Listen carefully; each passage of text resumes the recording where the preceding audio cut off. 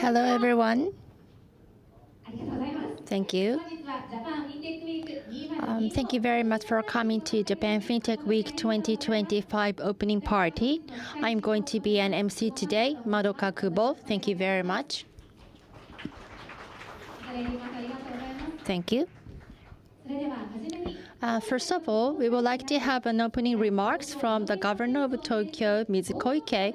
Tokyo is the co-host of this event and then operating Tokyo Innovation Base here. Ms. Koike, please.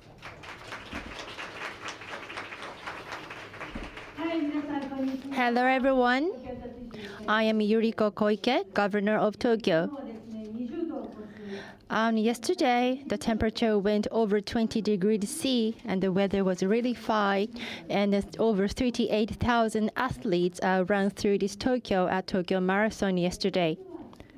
And today, totally different from yesterday. The weather is very cold, but then thank you very much all for coming to this TIB, Japan FinTech Week 2025. This is the base of innovation, Tokyo Innovation Base. TIB in short. It is really a pleasure to kick off this Japan FinTech Week 2025 here. Technology and innovation are the keys to solving various social issues and realizing sustainable cities. There are high expectations for fintech, which brings innovation to financial services through the use of cutting-edge technologies and ideas. The Tokyo Metropolitan Government will strongly support the digitization of finance in order to evolve into a world-leading international financial city. As I often say, the world is changing. Under COVID pandemic, the Tokyo was silent as well. There wasn't much move. However, not this TIB here. It's been a year since it was launched, and there has been various events held here already. And then I believe 140,000 persons have visited and utilized this TIB very effectively in different ways. Before Christ, before COVID, and AD, or after COVID, that's the boundary, and then we could say that the COVID year was the boundary point.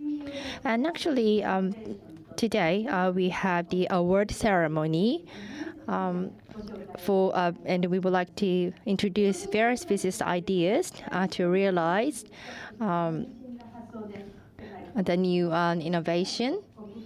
And actually, Sustainable High City Tech Tokyo, or Sushi Tech Tokyo for short, will be held in May this year. This is Asia's largest startup conference. This is actually a sushi, and then we are celebrating the third event. And in the past 2 years, we are already this is Asia's largest scale startup conference here. So please enjoy this event as well in May. And also let us appeal the attractiveness of fintech to a wider audience through the collaboration between the national government and the Tokyo Metropolitan Government. I hope and trust that TIB will serve as a hub for a variety of exchanges down the road. Please enjoy this event. Thank you very much. 小池都知事ありがとうございました。 Thank you, Ms. Koike. Next, again from a co-host of this event and then host of Japan FinTech Week, we have remarks from financial services agencies. At this Japan FinTech Week, we are trying to share the FinTech attractiveness to the world from Japan, and then we would like to create lots of business opportunities through this event. And then this week up till Friday on the 7th, this week with the core week, where various organizations will get together and then holding FinTech related event. So Mr. Mr. Nishino, please. A Parliamentary Vice Minister from Minister of State for Financial Services. Hello, everyone. My name is Taisuke Nishino, a Parliamentary Secretary of the Cabinet Office. Thank you very much for joining us today at this Japan FinTech Week 2025 opening party. I would like to make a few remarks at the opening of the core week as a representative of Financial Services Agency. First of all, I would like to take this opportunity to thank the FinTech Association of Japan, co-sponsoring Japan FinTech Week 2025 this year, and the Tokyo Metropolitan Government, including Governor Koike, for making this event what it is today. We are pleased to hold the second Japan FinTech Week, and thanks to the support of many people, many events are scheduled to be held around the core week. And the scale and themes vary widely, and there will be passionate discussions on a wide range of topics, not only generative AI. And then actually, we are focusing this year on networking among participants. Last year, over 13,000 persons joined this event. But as I mentioned by Ms. Koike, number one objective, or one of the largest objectives of this Japan FinTech Week, is to create business opportunities so that the FinTech will further evolve. And then this year, more than ever, than last year, I hope that the great networking opportunities will come to you. This year or tonight, through various events, we have food and drinks to be enjoyed. But I don't have much hobby, but I really like to mingle with many people over drinks. I look forward to have communications with all of you. And actually, to me, FinTech was not that familiar. And then I tried to study, but studying alone is really challenging area to understand. So the communication should be really helpful and hopefully helpful for everyone. And then the FSA staff is wearing a white hoodie, so please talk to them casually if there is any question you have. So if you find those staff members, please make a request or make any inquiries. And actually, an Osaka Expo is going to start from next month. This expo, and actually this is a completely cashless, the first time ever. So this is like gathering the FinTech technology into this location. So from abroad and from at home, I hope that many people will visit. And in wishing the best for everyone, and then wishing the best for evolution of this financial industry and FinTech industry, I would like to close my remarks. Thank you again all for coming to this event. Mr. Nishino, thank you so much. Now we want to move to the first program of today's event, Tokyo Financial Award 2024 Award Ceremony.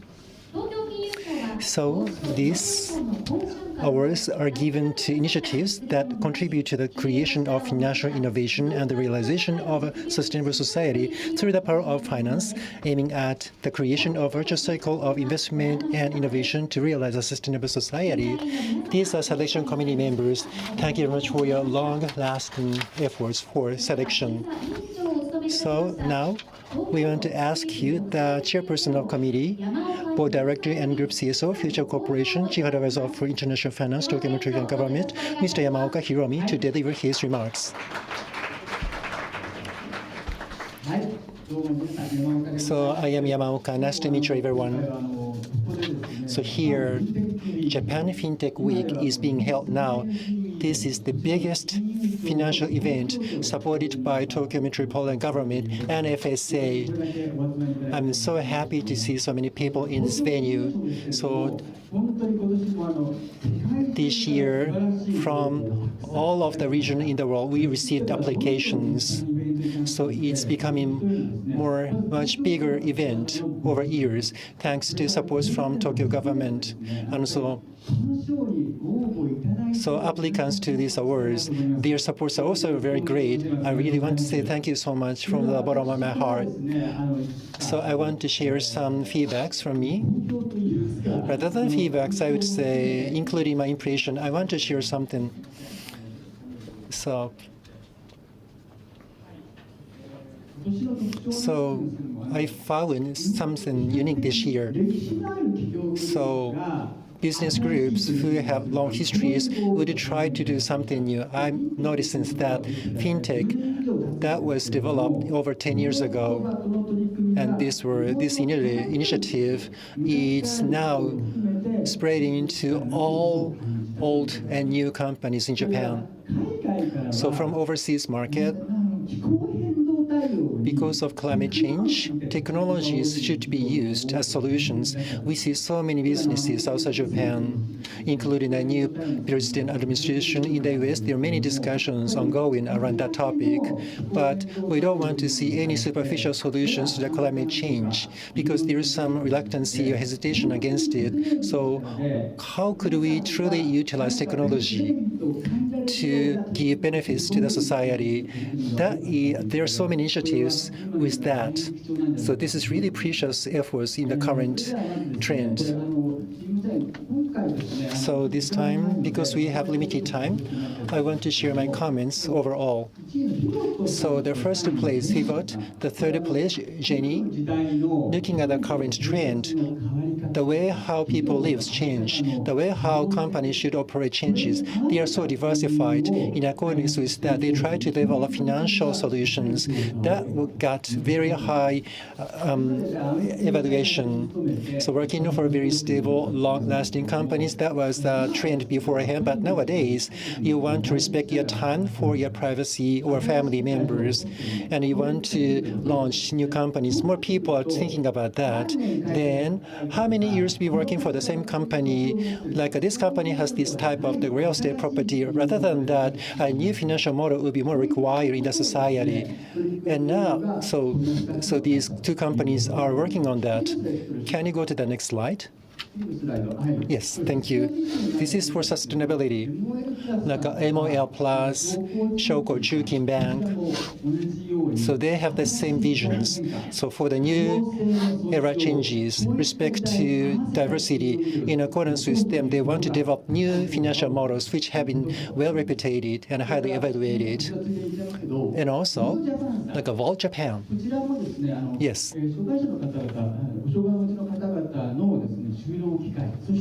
Like those who are physically challenged can get job opportunities. So in the diversified society, we really have to respect certain values, and that value should be able to be maximized by technology. So that was a very nice vision, highly evaluated as well. Can you go back to the previous slide? Ever Impact, the second place. And on the next slide, like a Vinex. So these two companies, utilizing technology, they want to seize the impact to climate change visibly so that they can increase the trust of sustainable financial sustainability, so which is pretty important. And then next company, Binex. Can you go to the next slide? Can you go to the next slide? Can you? Can't you? Maybe not. Binex. Oh, sorry. You're not able to do that? Oh, here. Okay. Yes. So Binex. They really want to create plants, and they want to combine it with financial services. So this is really, really interesting initiative, which is highly evaluated as well. So we found so many wonderful initiatives. So everyone was really engaged in such a great initiatives. They got lots of passions, great ideas. We spent 6 months for our selection, but we are human beings, so over several decades, maybe people might say that, hey, those judges didn't find such a good companies at the time. Maybe in the future, some people may say that, but please receive my apologies. Probably instead of human beings, AI could make some selection eventually. But anyway, overall, so there's so many new and good ideas coming to the societies, and the people who pay attention to that. That is wonderful. Tokyo City is the one to use ideas for the welfare of citizens. There are so many great opportunities for networking as well. In Tokyo, universities, financial institutes are existing, so there are so many resources as well. So utilizing the place of Tokyo, like I want to ask you to develop younger generations' ideas. So please also try to keep monitoring such new ideas. So Tokyo Finance Award was so great now because of your support. Thank you so much. Thank you, Chairman Yamaoka. Next, we will present the trophies to the winning companies and take a photograph. So Governor Koike, please come to the center of the stage. Members of the media, please come to the front and take the photograph.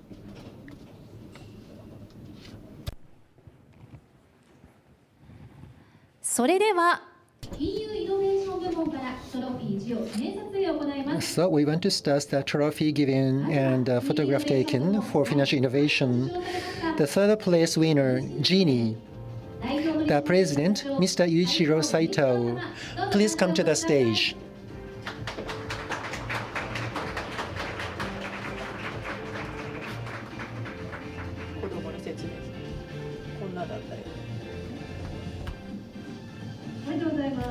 Congratulations.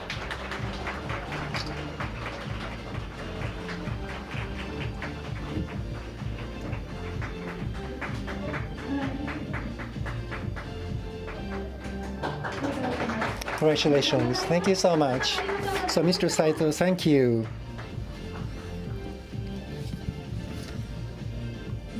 The next winner, the second place winner in Financial Innovation Department from Era Impact, the CEO, Matthew Carrier.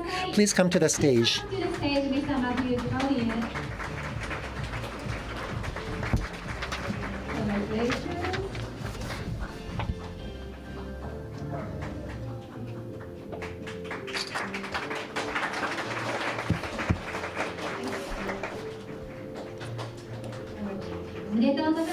Thank you so much.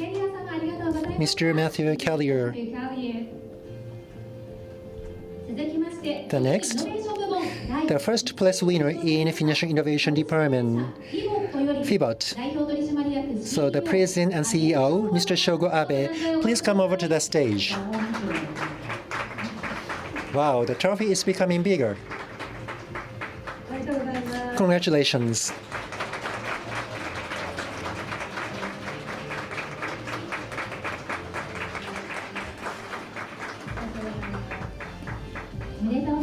Congratulations. So thank you so much, Mr. Abe. Now we want to move to sustainability category winning ceremony.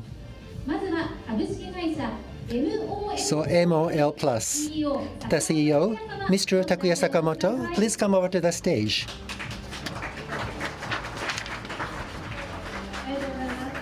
Congratulations.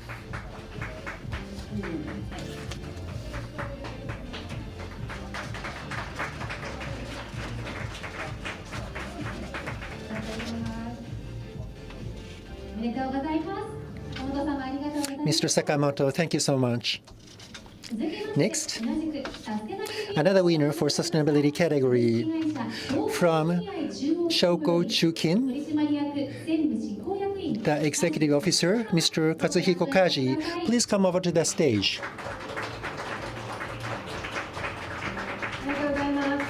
Congratulations.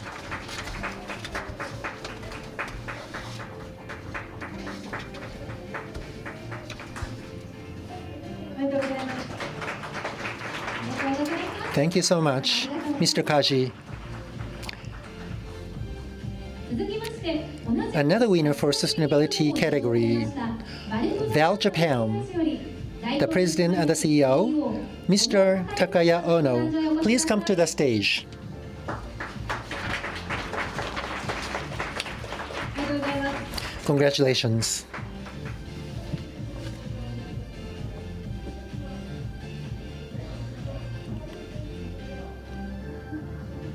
はい、おめでとうございます Congratulations. おめでとうございます皆様ありがとうございます Mr. Ono, thank you. 続きまして Now I want to introduce you the winner in sustainability category, Green Finance Governors Award 取締役 by next company. 様どうぞ壇上へお越しください The executive officer, Mr. Koji Ito, please come to the stage. ありがとうございます Congratulations.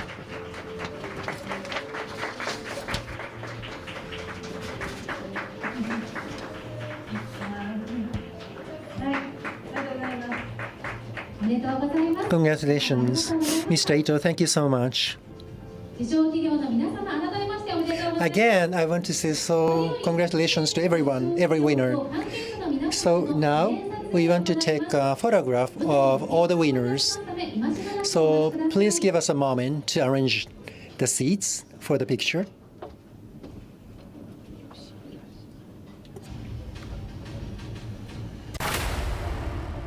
The name to Sustainable High City Tech Tokyo, or in short, Sushi Tech Tokyo sounds tastier.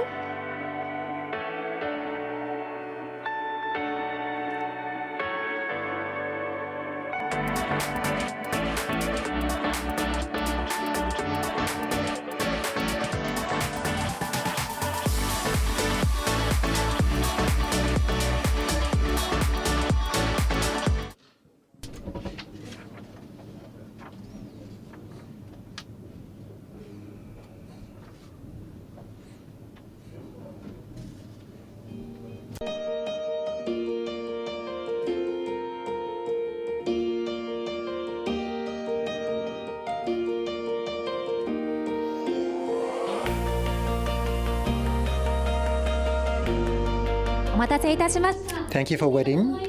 Now we are ready for photo shooting. 企業の皆様 So all the winners, Governor Koike, Vice Minister Nishino, selection committee members, and all other supporters, could please come to the stage. はい、どうぞ。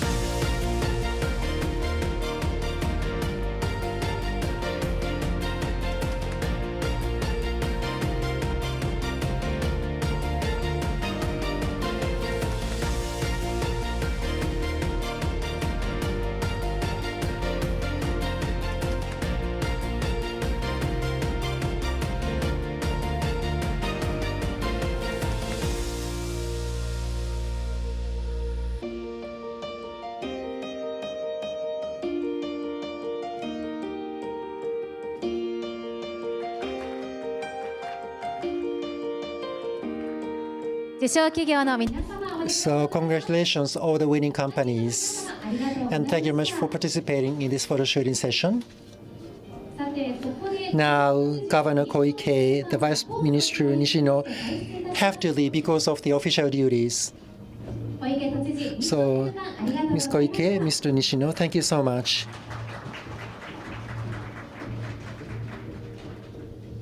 そして And all winning companies, Again, thank you so much and congratulations. Please give another big applause to them.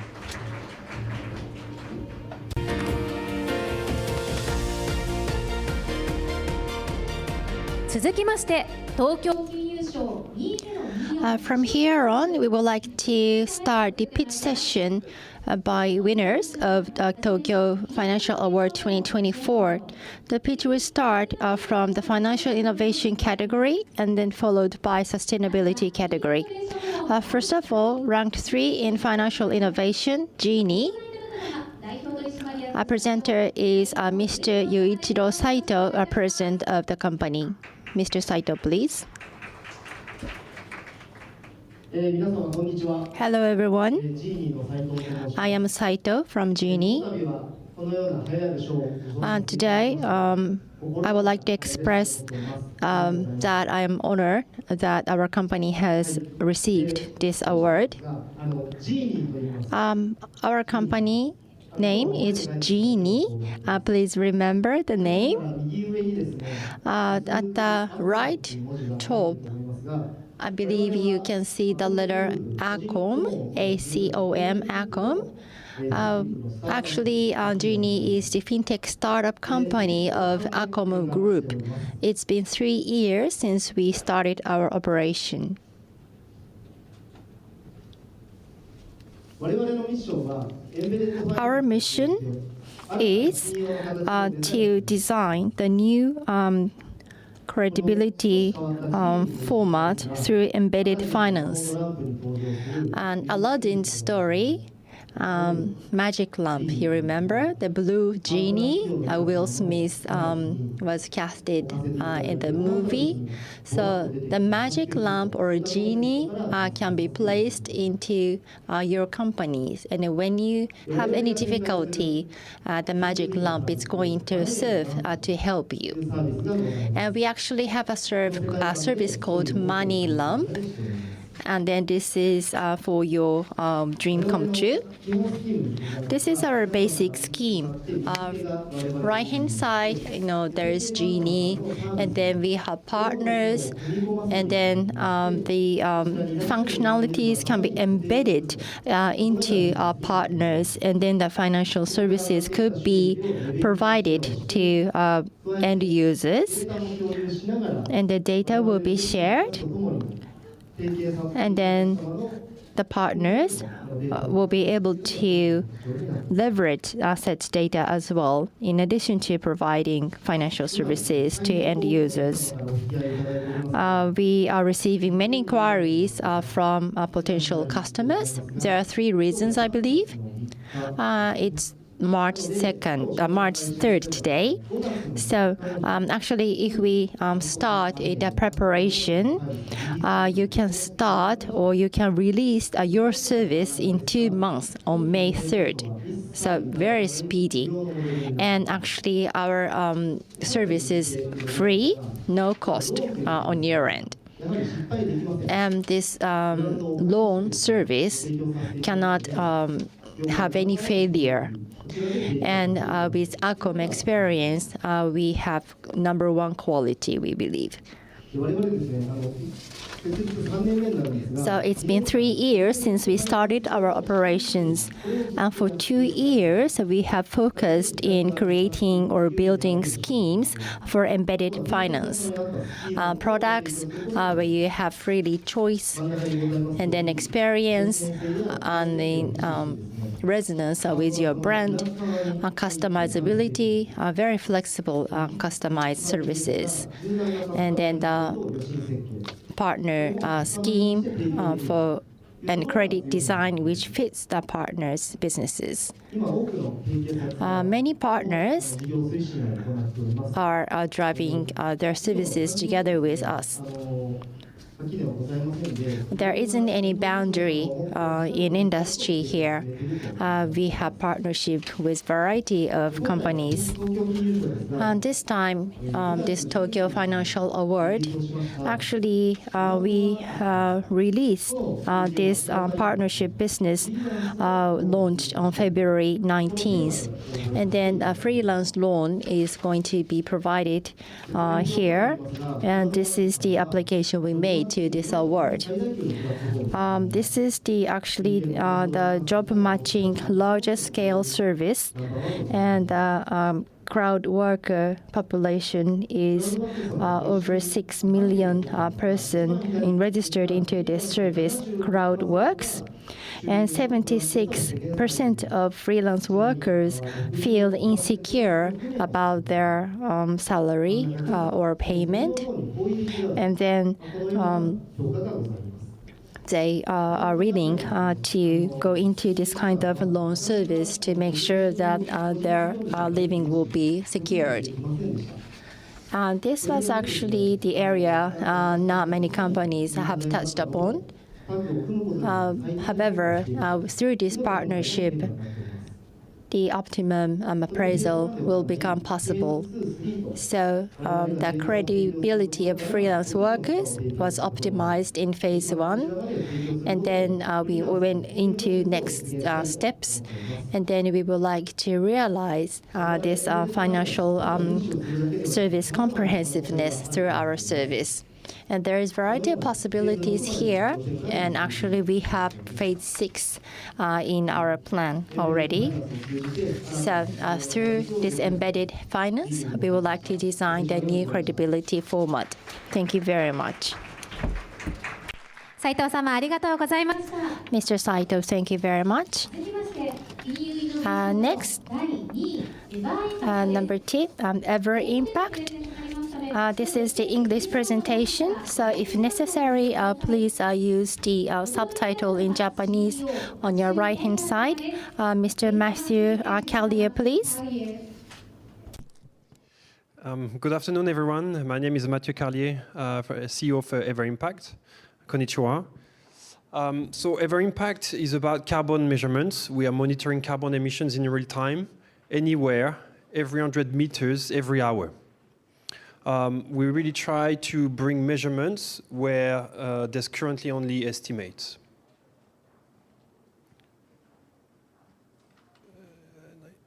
So Ever Impact is a French company with headquarters in Paris.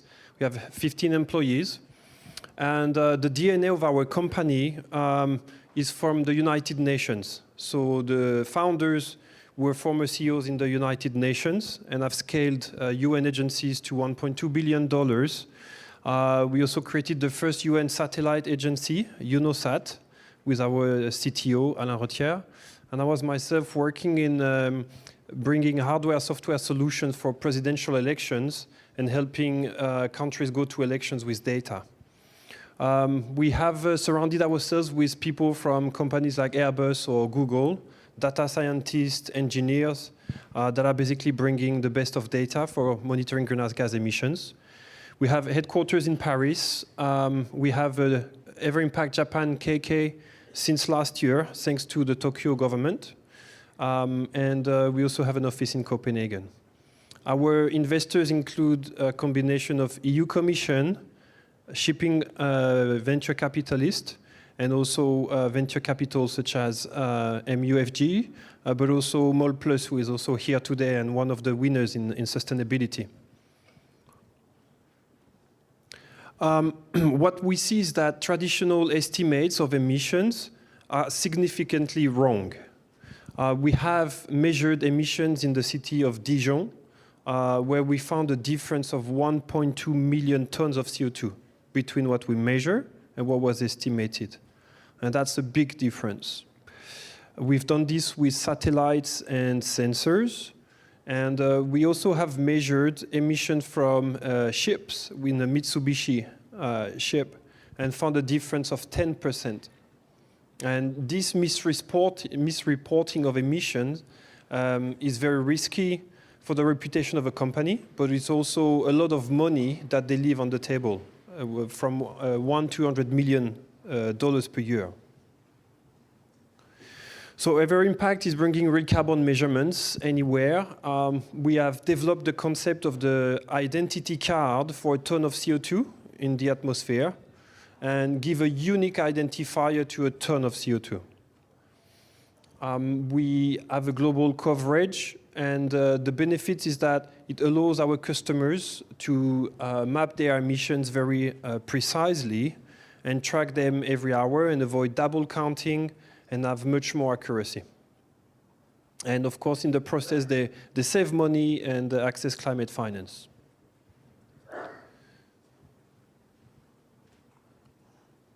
So it's very easy to use our app. It's as simple as 1, 2, 3. You basically select the area where you want to monitor, and poof, you get your data in real time.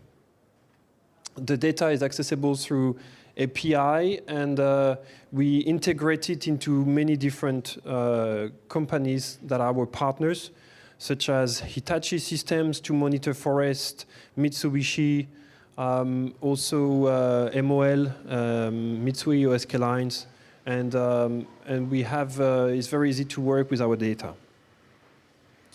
Our mission is really to help our customers achieve net zero emissions faster, thanks to accurate data. And we do this in forestry, where we're bringing capital to regenerate Japanese forest in Ishinomaki and together with Hitachi System. We also do it in urban mobility in cities, where we monitor transportation. And also, of course, in shipping, where we're collaborating with Mitsubishi and Mitsui OSK Lines. And we have a very good collaboration with Japanese companies. And thanks to the Tokyo government, we make this possible in Japan. So we're looking always for collaborations and partnerships, especially here in Japan, where we can see the Japanese government and Japanese companies have understood the importance of protecting the environment, and that it can also be good business. And we're trying to accelerate decarbonization with reliable carbon tracking. Thank you very much for your time. Arigatou gozaimasu. キャリア様ありがとうございました。 Thank you very much, Mr. Matthew Callier. Next, number 1 in financial category, Pivot. Presenter is President and CEO, Mr. Abe. はじめまして、株式会社フィボットの阿部と申します。よろしくお願いいたします。 I'm Abe from Pivot. Hello, everyone. So as a startup, we have this mission. As a challenger bank in Japan, we are going to create a new money flow and then contribute to new industry structure evolution. New industry structure evolution means startup. In Japan, startup, as you have heard a lot, less unicorn, less investment. So there is a policy to make it 10 times bigger. But if you look at the GDP ratio, it tells that Japan is behind in these areas. Why it is not good? One is that new emerging companies can generate employment, and it is true that 10-year-old or younger startup companies are creating a lot of employment. And also, those companies are contributing to economic growth. And especially in Tokyo, the startup is actually launched in Tokyo, 69% of them. So investment into startup seems very important, and that is what we are doing. So for Japanese economy, entrepreneurs should feel relieved to make a new trial. And with that mission, we have received this service called Flex Capital Invoice. This is a brand name for the service, like a VentureNet and so on. We have made such service, but now we have this new service for invoice, and then we would like to make a further investment service for new startups. So what is Flex Capital Invoice? There are a variety of investment methods, but this is a new finance method, actually. Companies will need to make some investment into advertisement, purchasing, and so on. So the company will receive a lot of invoice, and we make a payment on behalf, and later those companies can pay to our company, even in 4 installments. So we providing this service to make a payment on their behalf. So if we look at EC, direct-to-customer services, such companies, when they grow, they need to have a lot of inventory. But if the credibility is still low, they are expected to buy a lot, and they need the money. But if they don't have enough, then we can help there to pay instead. And then when the business is not stable, some months the cash might not be sufficient, so the cash management will be challenging for startups, and there we can help. So with this Flex Capital invoice, all of those difficulties will be solved. Commission fee will be 3%. So if we pay 1 million yen instead, the fee will be 30,000 yen. And then the screening will be easy and simple, so the payment can be made quite quickly, and UI is really easy to use, and then the variety of invoice can be handled. So briefly, I would like to demonstrate how easy that is for businesses. So this is the screen you will see. You need to upload the invoice to screen. Like you can upload 5 invoices at a time even. And then this will recognize to which account, to which company the payment needs to be made, and then that will be incorporated into our process. But that is not 100% accurate yet, so you need to confirm if there is any error, then you need to make a correction. But once the registration of those invoices is made, you can click and select for which invoice the payment should be made. And then the application is done actually, and then from the credit range for your company, we will make a payment instead. So a payment to your partner will be completed with this. So we are able to do this because we have a data, and then we have an AI for deep and quick analysis. So through API, we have a lot of data, and if we manually analyze it, it takes time. So we are applying AI for quick analysis and the credit confirmation. So this is the actual performance. We have recently started the invoice service, but so far in our business overall with different services, we have over 9 billion yen scale, and then default is only 2 cases. So I believe this service is quite credible and quite stable. So we are starting with the startup companies, and through data, we would like to expand the service into small and medium businesses. Thank you very much. So, Mr. Abe, thank you so much. Now we want to move to the pitch from 4 winners in sustainability category. The first company, MOL Plus. The presenter is the CEO, Mr. Takuya Sakamoto.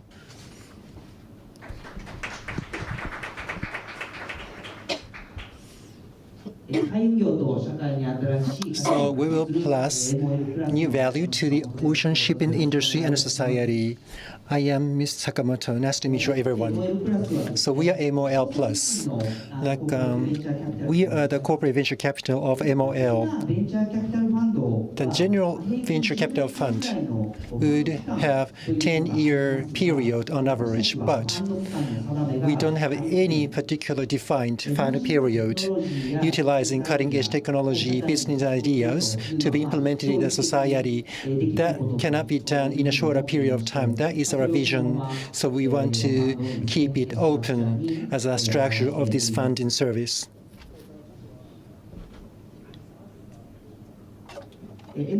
So MOL Plus is supported by Mitsui Oil Lines Group. So we are abundant global management resources, especially in the shipping field. So maritime business 産業とも言える So かな we actually generate so much まあ CO2. 大きな貨物船をですね So a big ship 世界中で動かしております is operated ので環境への around the world. So there is a big 大きな impact 環境 to を認識して the environment in this industry 海運業 segment. でリーディングカンパニー So we are で leading company in the maritime business.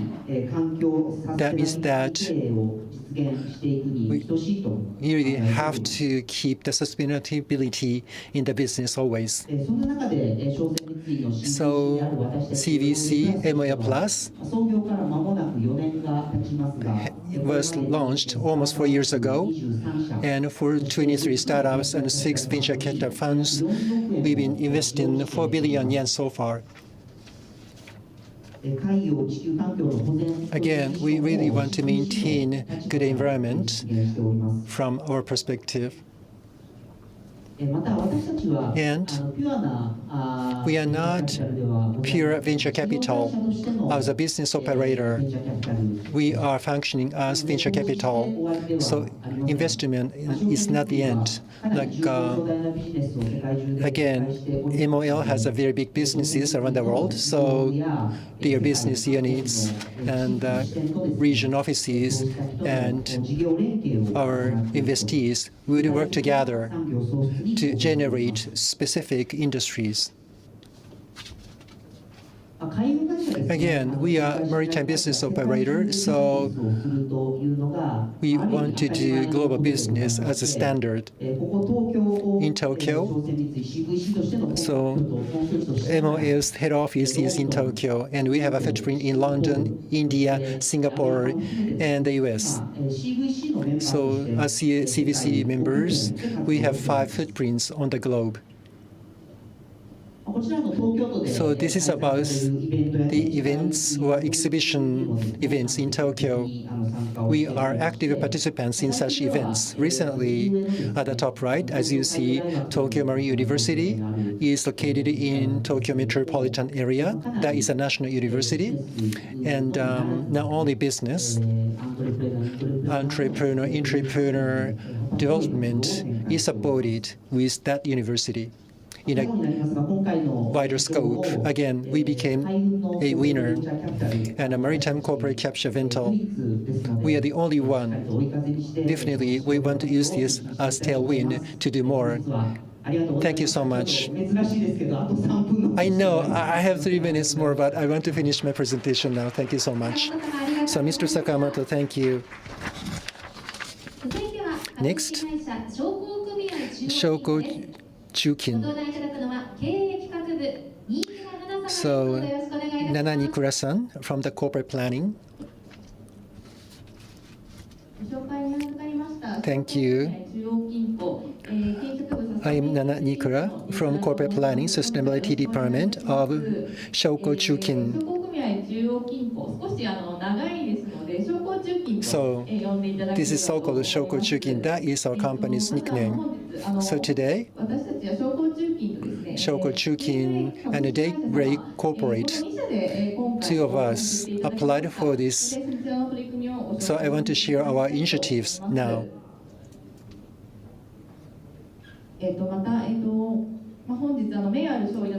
I'm very happy, and I want to say thank you so much for giving us such a great opportunity, winning award.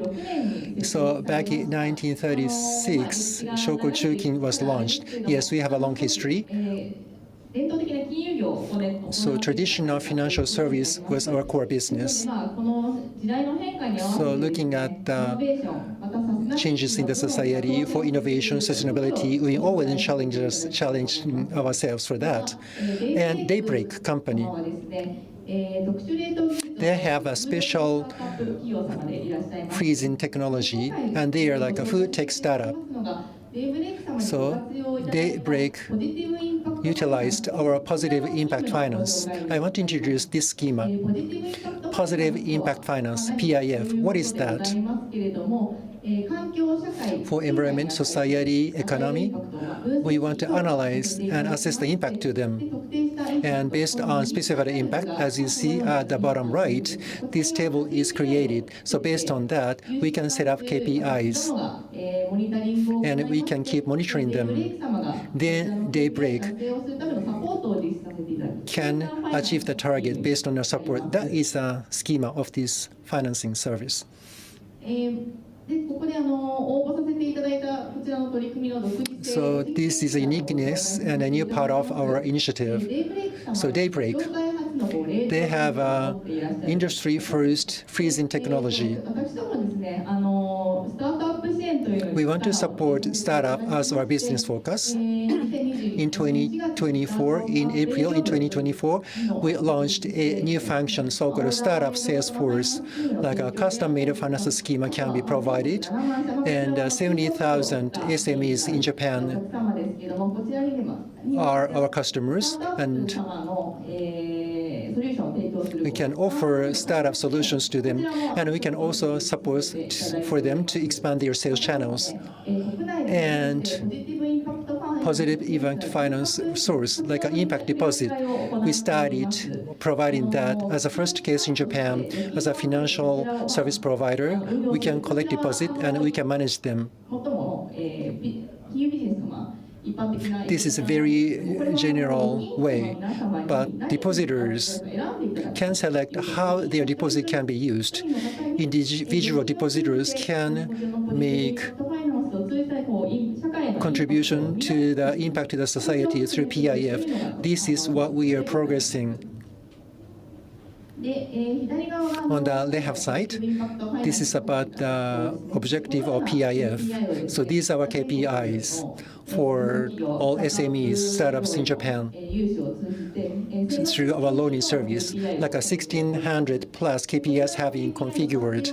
Through the achievement of such KPIs, we can create impact to the society. That is a core of our initiative. 東京都様とも So we work together with Tokyo government 東京都の中でもですね within. So we are running our business in Tokyo. So 都道府県最多でござい So the Tokyo has the most PIF execution cases. 600社以上の Over 600 startups in Japan have been supported by ourselves こちら too. で Now, I want to finish my presentation, but before that, この機会を与えてくださった I want to say thank you so much, Tokyo government and the selection committee members. 本日はご清聴いただき Again, thank you very much for listening to my presentation. So, Nikura-san, thank you so much. 続いてはバルトジャ Now we want to move to VAL Japan. The president and the CEO of the company, Mr. Takaya Ono, please come to the stage.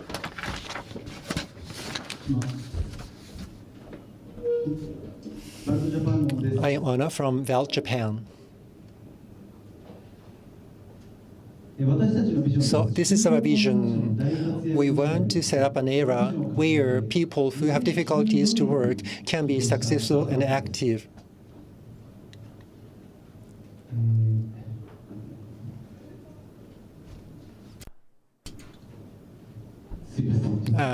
Sorry for this. I'm not so good at flipping. So in 20 years, we are going to have 11 million laborers, and out of 67 million, like 15 million would have some difficulties to work with, like challenges, physical challenges or disease. And the number of handicapped people employed would be just 600,000. So labor population is declining.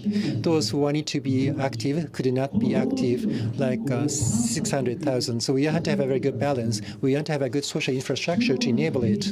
So this is the average wage of handicapped people. So there was only 5,000 yen increase of their salary in 12 years. That means that they should rely on their family members still. So those handicapped people should be able to work and get salary. And we have some support in office, like employment continuous support in office. The number of them is the same as the number of 7-Eleven convenience stores, like 20,000 in Japan. So, but the business do not much know about it. So people could not get jobs because of that, and their management is not very successful. Like in 3 months, 329 offices have been already closed. That was the media report. So Japan has to have a growth strategy to change the labor strategy. So one of the solution is from us. Like we have a DX platform next to Hero. So we can get capability data of those people and those offices. Based on that, so AI development, data entry, digital works can be outsourced to us. Then such works can be given to those people based on such data, so that we can have a very new solution on this platform.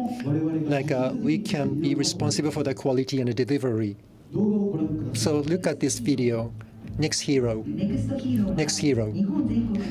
There are 20,000 employment supporting offices, and we target them in our platform.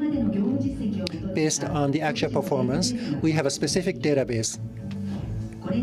Based on that, we can assign appropriate offices to employees, and training and trial of works. And we can also have very good mechanism and improvement to improve high quality and productivity. By utilizing such offices, we can solve social issues and business challenges at the same time in this DX platform by Val Japan.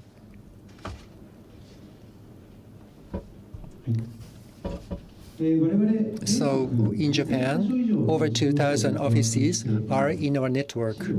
Can you go to the next slide?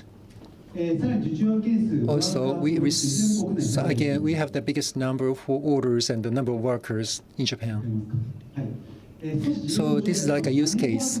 So Money Forward has 7,000 account offices with scanners. Documents have been scanned every day, and that is supported by AI and those challenged, physically challenged people. So only for this, so 200 plus offices and 1,400 workers are active now. Can you go to the next slide? So Money for a Group, for the initial order, that was 130,000 yen. But in 2 years, it becomes 100 million yen. That means that, so this, you can start it with a question whether physically challenged people can really work. But actually, this is a power of data. You can prove it by looking at this. Eventually, the workers' wages or salaries can be positively impacted. So workers' wages, salary, like a 15,000 yen was average, but now it's went up to 44,000 yen. So again, this is the power of the platform data. These are our business partners supporting ourselves and the local authorities as well. So together with those who have difficulties to work, we can develop a new business model. So people in Tokyo and people, everyone in this room, please support us. Let's work together to develop a good infrastructure. Thank you so much for listening. So Mr. Takanori Ono, thank you so much.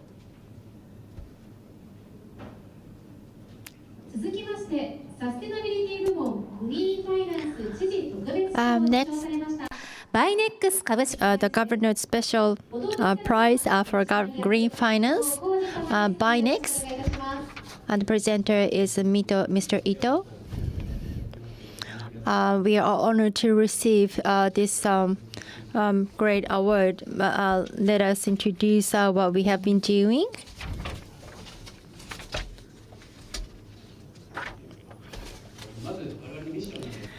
This is our mission. We are trying to create a new energy ecosystem where nature, creatures, and human beings can live together. As an approach, as you can see in this photo, we are trying to grow such a tall or big plants so that we can create and substitute energy instead of fossil fuels. In order to create energies from agri-products, there are some challenges. Actually, the weather condition is impactful, so stable supply and production is important.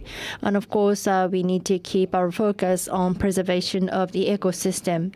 And then the cost, our cost of pricing should be reasonable enough so that we can compete against fossil fuel.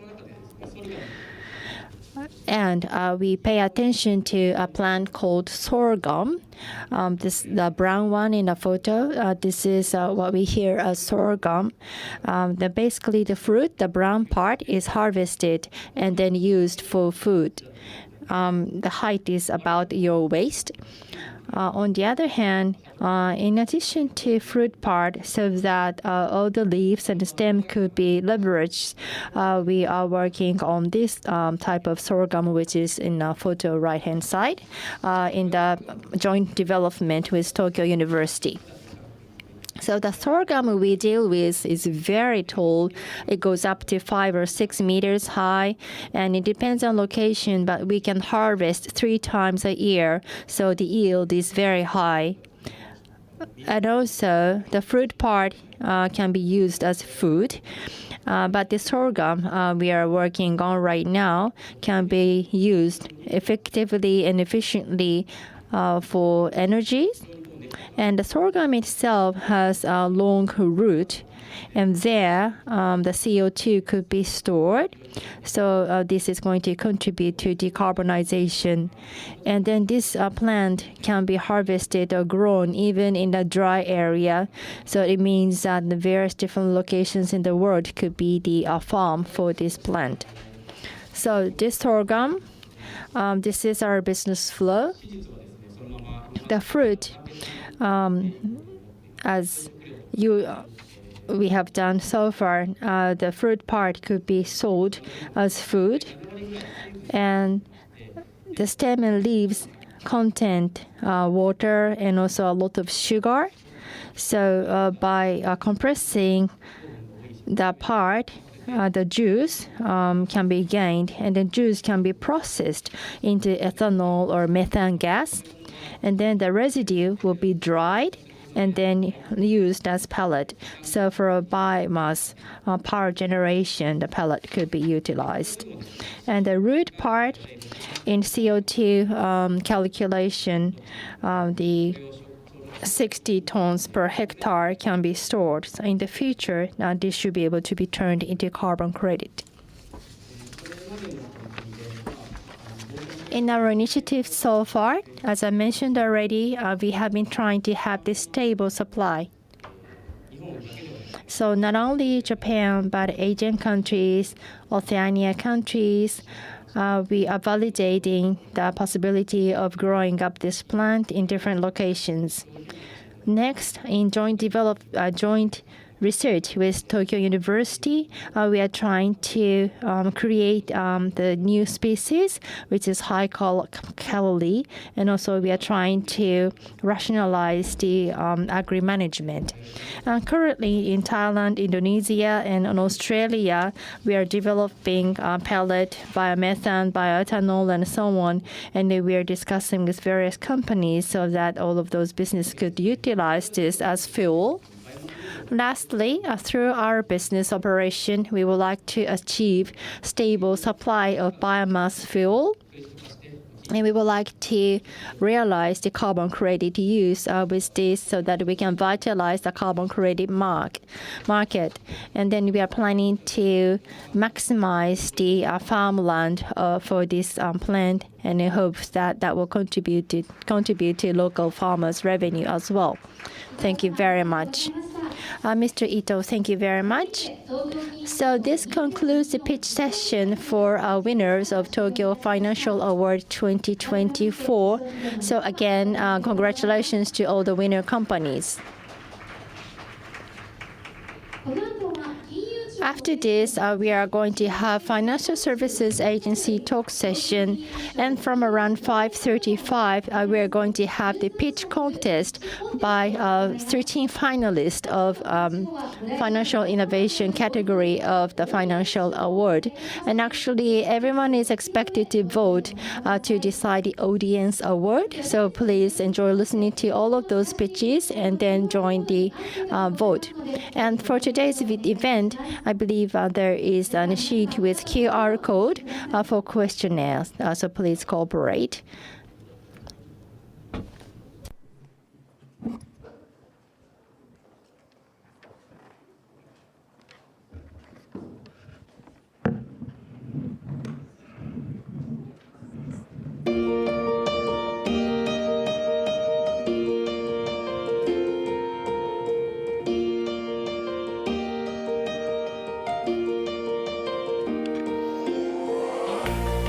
これより金融庁セッション、フィンテックの We will now begin the Financial Service Agency session, the past, present, and the future of fintech.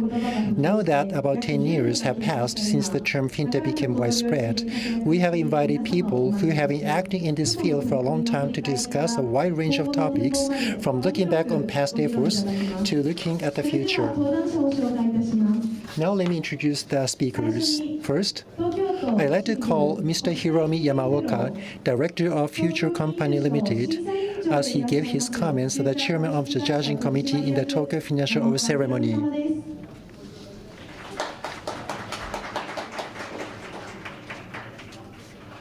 Next, Mr. Takashi Okita, Representative Director and Chairman of the Fintech Association of Japan. Finally, we have Mamoru Yanase, Deputy Director General of the Financial Service Agency's Policy Bureau. So now, I will leave the proceeding to Mr. Yanase from here on. Thank you. Thank you. So please have a seat. So everyone, good afternoon. As introduced, fintech, the word. So it's been 10 years since the FSA started using that word. So looking back last 10 years, it's really good timing. That is why we are here. So we want to do some reflection on the last 10 years. We want to spend 30 minutes or so. It's a small session. First of all, today at this venue, so this is opening party for Japan FinTech Week. So getting great support from Tokyo Metropolitan Government. So everyone in this venue, Japan FinTech Week, do you know how many times have we organized this event so far? This is the second time actually, so it's a second year. Regarding year 2, we got so many great supports. There has been so active event which is greatly appreciated. So that means that everyone is sharing their strong interest or expectation on fintech. So last 10 years, I myself have not been always engaged in fintech. Compared to Okita-san, Yamaoka-san, I am really a newcomer. So regarding a reflection on the past, probably I want to get some comments from these two gentlemen. So Mr. Okita, so looking back last 10 years, based on your long experience with fintech, so what kind of thoughts do you have now?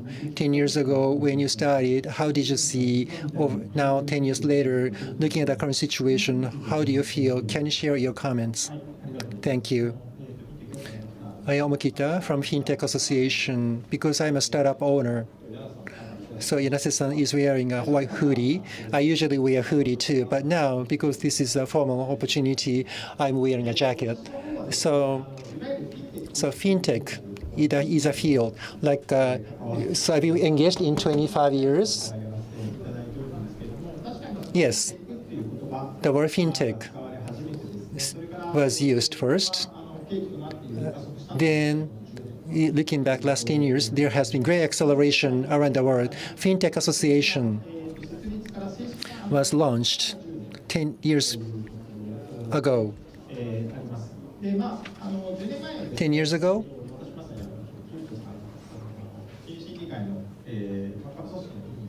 Yeah, I was a part of the FSA's organization. So there was a study group, but that is a really rare function in the FSA. And the working group was normal, but I was in another group which was like a casual Darwin. So there were many young members. So there was a very casual, activated discussions I saw. I often said at that time that fintech means that power shift coming from the internet to the financial segment. So because I thought about payment, like e-commerce, well, actually, we started developmental infrastructure of e-commerce, even though people didn't know about e-commerce. So e-commerce is really about distribution. So the distribution on the internet was changed a lot. Also, broadcasting was impacted as well. But the financial industry was a little bit delayed, relatively.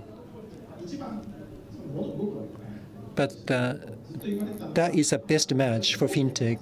Like securities, for example, came to the first picture, but after that, there was not so much fast progress. In other words, the internet, big waves, did not come to us for 15 years or so. Now we have to pay back a lot. So that is how fintech was so much attentioned. Looking back now, compared to 10 years ago, like a smartphone is a shift too. So big changes are still being made. That is the current situation to me.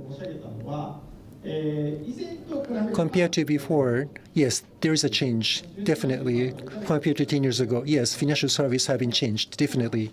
But what about other markets outside Japan? What about other industries? Compared to them, do you think we have been facing very drastic changes? I'm not sure about it. Probably not. That is my reflection. Okay, so that is the end of my comment for now. Thank you. Next, so Mr. Yamaoka, like you've been engaged in traditional finance for long, like me, right? So now you're very active of fintech. So fintech is not a single replacement of traditional finance, right? There are many use cases.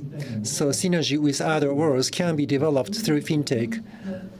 So now the scope is broadened. That is my observation. So what do you think about it? So what is your comment about the current fintech?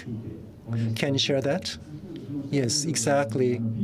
Fintech has a 10-year history so in Japan. So fintech's foundation is actually supported.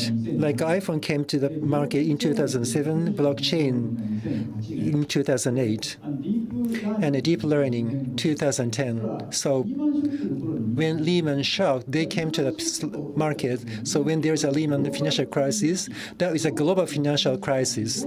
So how can you put alerts to global financial service providers? That was a hot debate. So I went to the virtual committee after that. So virtual committee in FSA. So how can you put alerts to the big financial players? That was a discussion. But as Yanase-san said, 10 years ago, people realized there is some change. It's not really. So what we have to think about is that we have to develop platformers. What should we do about cloud service providers? That should be bigger than traditional financial service providers. That was a trigger. As you have said, the scope expansion, exactly. In 2010, the mid of 2010, I think that became very obvious. Not like before, like how can you fix the bank? You should not think about such kind of regulations. Otherwise, you cannot understand the merit of financial service. People started realizing that in Japan, or maybe globally as well, but in particular in Japan, like a disruptor, it's not really like a disruptor. Like newly born companies can work together with the traditional financial service providers to do something new. In the mid of 2010, in other markets, like a disruptor, like existing businesses should be expelled to launch new businesses. However, in Japan, probably because of the guidance from the FSA, existing financial service providers and new companies can use open platform for collaboration to develop new services. That kind of trend is more often in Japan. That is my impression. As said, like including settlement payment services, new services, working with e-commerce, like a financial services, as I saw in the presentation, like a sustainable finance services, like a finances with real issues. So that has been born in collaboration. That is a uniqueness in Japan. That is my impression. Thank you so much. Yes, you're right. In 2010 or so, there was a Lehman global financial crisis. So what's going to happen to the future of financial service? We discussed it. I remember that. Yes, fintech has been making big changes to the segment. I've been working for my current position for the last 4 years, and then Japan is always slow. We often say that, but like in the financial laundry, there is a conservativeness in the financial industry. Like Japanese consumers are pretty conservative, but often recently said like a financial world should be well monitored, like a payment settlement. For example, how do you do that using cashless? 年前あります。 5 years ago, was it available? So in the past 5 years, Japanese consumers changed, and then financial services offered to consumers have changed. Securities, investment, where are you buying is totally changed compared to 5 years ago. So finance industry, I don't need to compare to other industries, but new services are coming in one after another. New services are generated by a variety of companies. So what is interesting is, in my current position, various businesses talk to me or trying to consult with me about possibility of a new format of business or financial service. But as mentioned already, even from existing big players, they are talking to us and trying to explore new possibilities. That is very interesting because like Nikkei, JTC, maybe we'll call it, those companies are teaming up with new ventures and trying to do new things in this finance world. So the boundary between finance and non-finance has been blurred already, so the wall is not that high anymore. So in the world, or in Japan as well, the financial world has changed, and then the blockchain and all different new things are changing things. So that is very interesting. And we looked back the past so far right now, but now we are seeing new technologies emerging, new services coming in, and as Ms. Koike mentioned at the beginning, before COVID, after COVID, at that boundary, people's way of living has drastically changed, not only at home but abroad, I believe. In such circumstances, fintech business players or partners, I wonder what kind of expectations you two have. I would like to hear from each of you. Thank you. In the past 10 years, internet power shift has influenced finance. It was not tech, but it was internet. And as Mr. Yanase said, the COVID year, there was a shift toward internet channel, I believe. And also, even in real world, using internet is getting the norm for everyone. So from here, not necessarily plain internet service will come to this financial industry. But if we look at blockchain, use cases were not created easily, but now blockchain is coming mainstream, and other technologies are also combined with financial industry. Financial industry is like a blood flow for the whole world, and then there was all different aspects in this industry, and then the financial services are like drivers or engines to accelerate the business emergence or evolution. So I believe in the next 10 years, there will be new phases for further evolution, and I would like to enjoy and try and error in the next 10 years as well.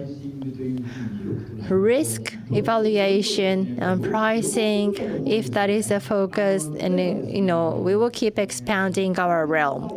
For example, our measures against climate change, that was about discussion on carbon tax, carbon pricing. And then if we say tax, no one would like to listen to it.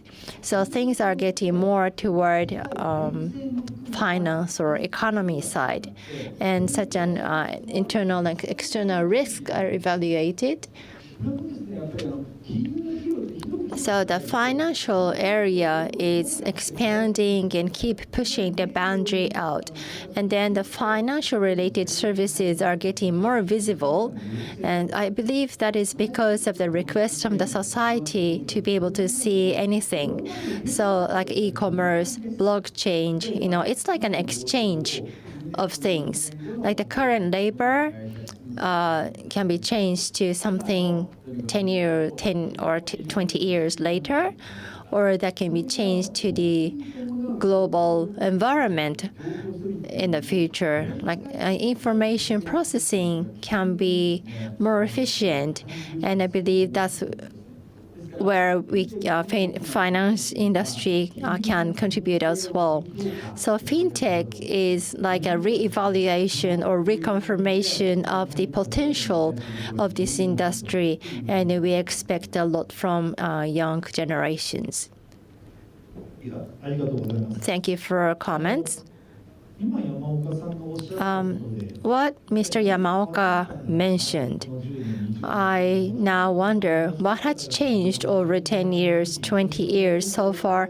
I believe each one of you will have different answers, which will be very interesting.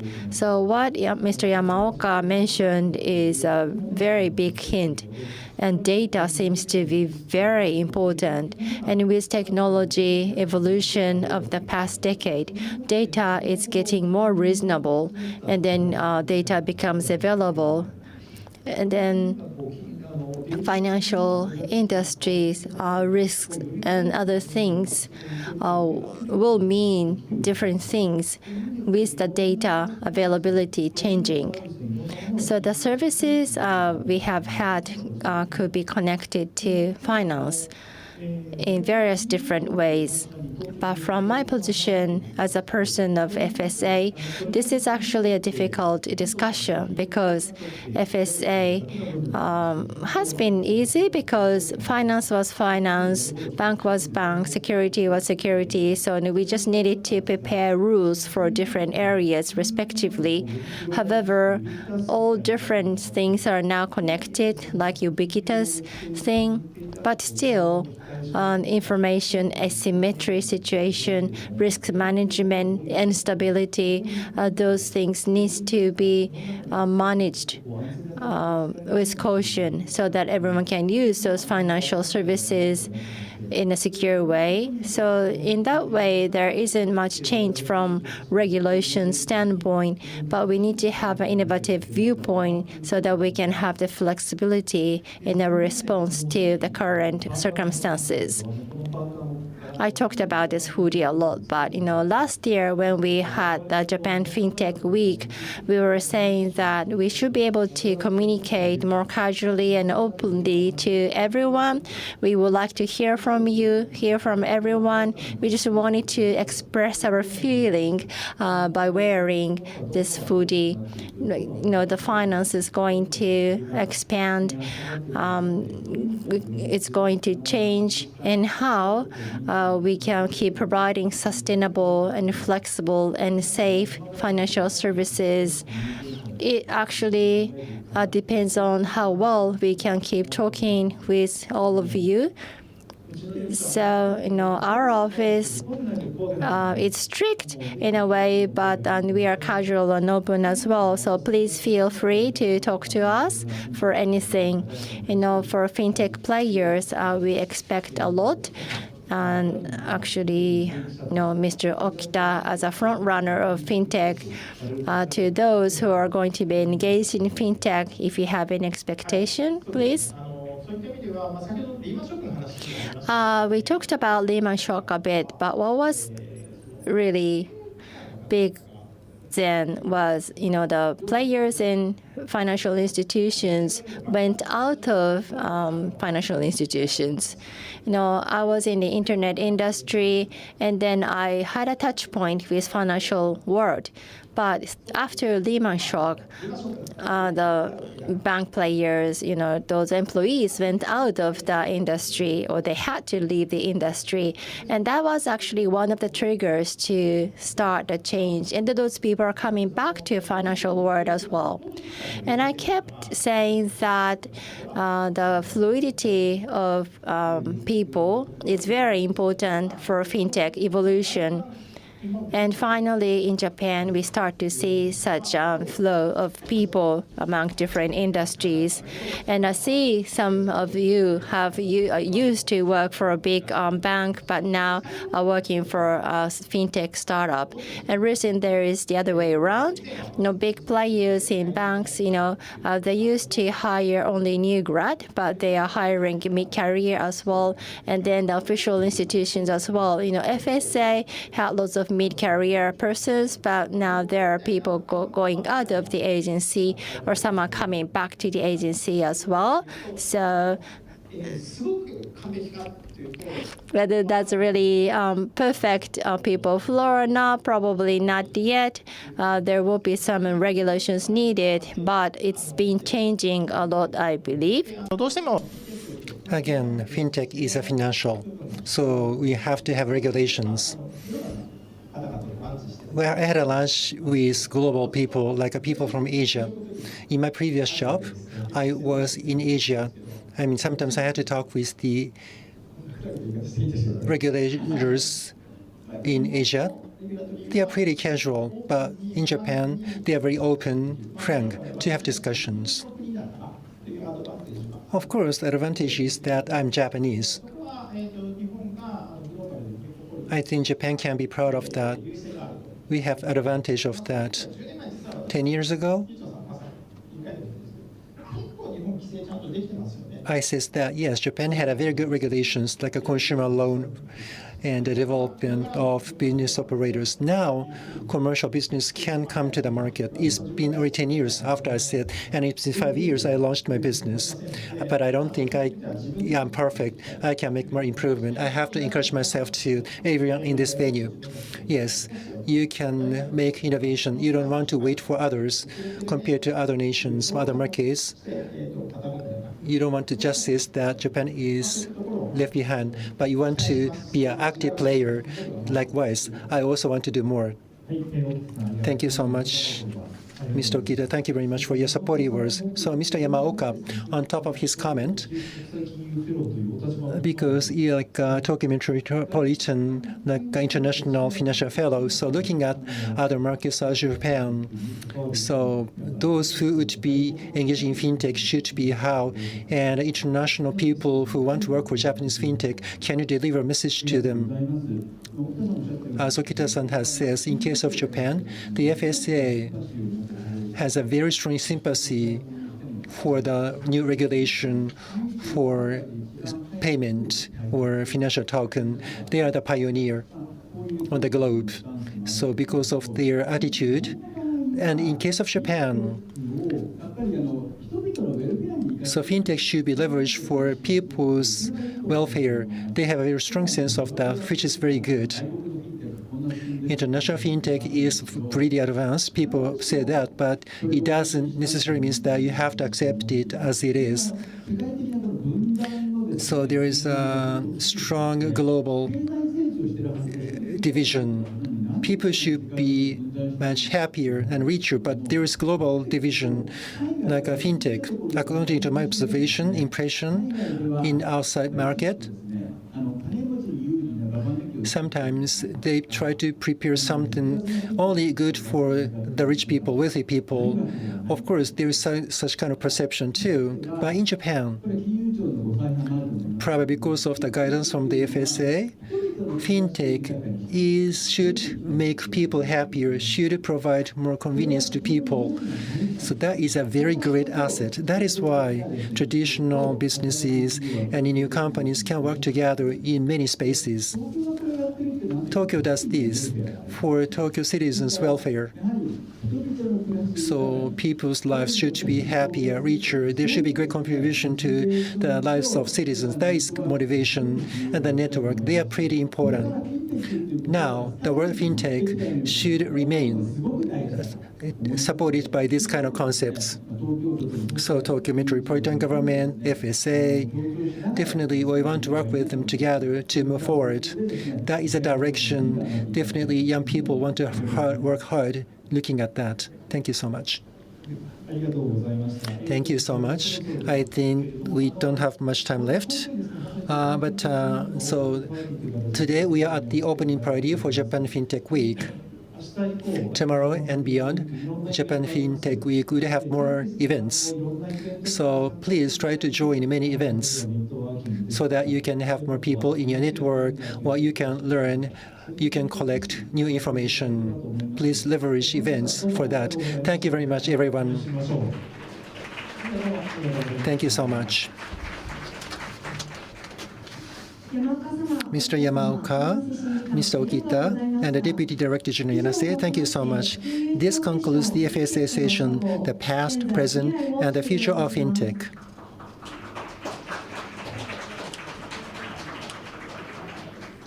And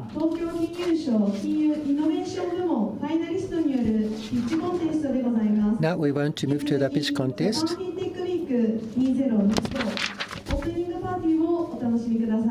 I hope that you will enjoy Japan FinTech Week 2025 opening party.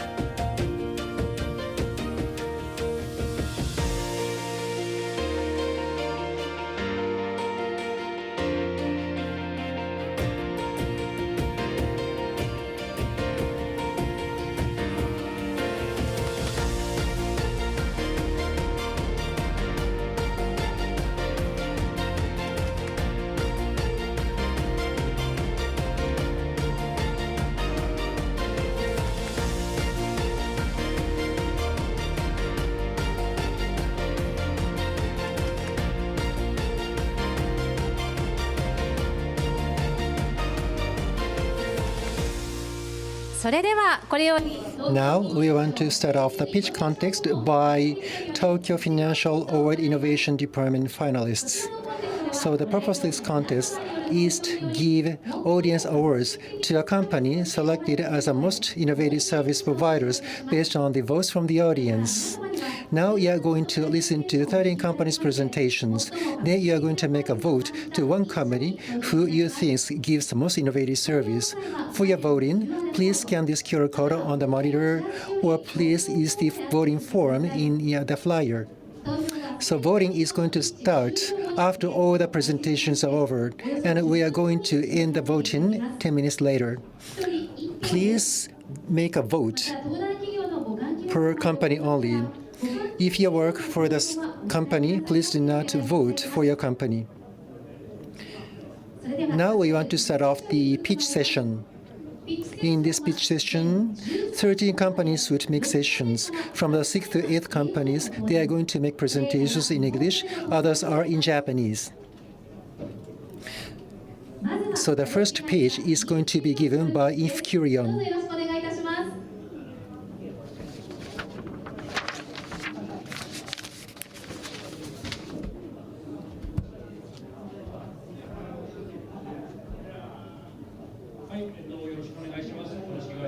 So I am Morita from If Curion. Today, so business BNPL, that is the core of this picture. The pivot might have some overlapping, but we have a uniqueness too. Please listen to me. So the background of this service, there are three backgrounds. Number one, economic growth amid a declining birth rate and aging population. It's not only unique to Japan. Now, it's not only unique to Tokyo. This is the problem for Japan. Then, the key is to increase the added value of small and medium-sized enterprises, which account for the majority in number. Then, sometimes, because of resource literacy issues, sometimes they cannot have enough capital, they cannot do business improvement, they cannot focus on that. So we want to set up an environment for them to do so. Those are the background behind the development of this service. For that, we want to simplify process for funding. So we offer Winvoice, and then we can also add like a corporate BNPL. Why do we want to do this? So we have a proven experience and track record as a fintech enabler. Also, WinTech has a wide range of partners and users already. And our mission vision is making payments possible, what was impossible yesterday, then bringing freedom to the world of tomorrow. So this is very specific approach, like a partnership collaboration for maximum adoption in the shortest time possible. As you see, Winboss is the center of this diagram. So we don't attach companies directly. We offer invoice to our partners. Now, invoice payment platform, like a BIPS, BPFC, so credit card payment is offered. But then new business BNPL can be added. Then existing partners, users can be directly approached. So business BNPL, we don't take credit authority. Like by having financial partners, a huge volume of fund can be also provided. That is our concept. Already, Winvoice was released to the market 1 year ago or so, and it has been used by 10+ partners, and they have several 100,000 users, which is a great opportunity. I don't have much time, so let me skip some slides. Again, the social impact when that is implemented. Again, in Tokyo, there are 420,000 businesses. Out of them, 150,000 companies are SMEs. They have problems is funding. Also, the same issue happens in other regions in Japan. For all users, we can have existing partnership for collaboration. Then we can have the shortest period for maximization to support them for funding optimization and a business operation optimization. So having this service rolled out, we can maximize the potential of SME businesses in Japan. Thank you so much. Thank you so much. The next is Descartes underwriting. Good afternoon. I am Shimada from Decode Underwriting. So my part might have some different part, like a parametric insurance, non-life insurance product that is used in my company. So the headquarters is in France. Parametric insurance, you may not have heard of that. For natural disaster, climate change risk, this is specific to them. In case of earthquakes, let's say how much should be paid for magnitude 6 or 7, that can be predefined in the contract. So when that kind of event happens, then without adjudication, payment can be made immediately in case of typhoon. So based on the speed of wind, in case of flooding, so the heavy rain, you can measure the rain amount or the temperature. If temperature goes up, go down on average through a year, then that is a trigger to measure the loss. Then, when an event then happens, then we can make claim payment immediately. Why can we do this? As we discuss data, like utilizing IT technology data as well, we can measure the loss magnitude based on such events. And based on that kind of estimate, predefined claim payment can be made immediately, assuming that our forecast is right. I know my explanation may not be easy to understand, so I want to give you a very simple example that is about earthquake. In Japan, there are so many earthquakes. Also, Nankai Trough or Tokyo inland earthquake could cause huge losses. But in fact, insurance arrangement may not be done so much. In big enterprises have negotiations with insurance companies, individuals can do so, but SME businesses could, although they want to buy earthquake insurance products, they cannot buy them. As a solution, we have to offer something for SMEs in particular.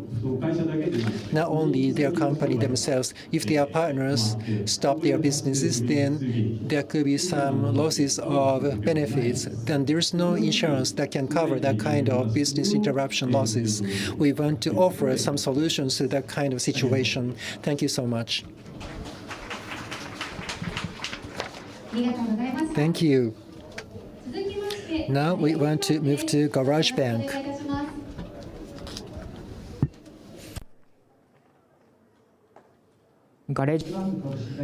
So I am from Garage Bank. So you offer one app, Kashari is our app. What is this? In the nutshell, you can have a function of pawn shop in this app. So there are three main functions. Number one, you can know the value of things. For example, if you bring a high-brand bag to a pawn shop, you can tell the price of that.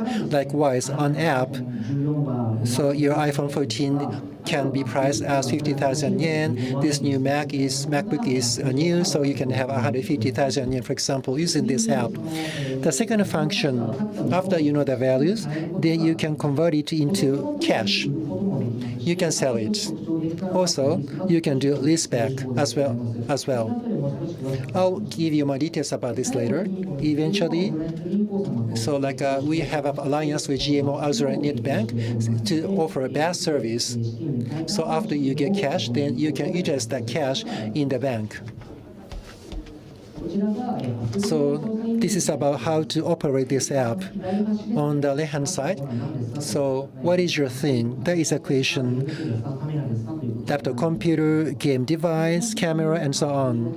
Then on this app, you can take a picture of your thing. There is a guidance to take a picture. You can follow it to take a picture. Then you can see 20,000 yen at the second box from the right. Then that is really visible.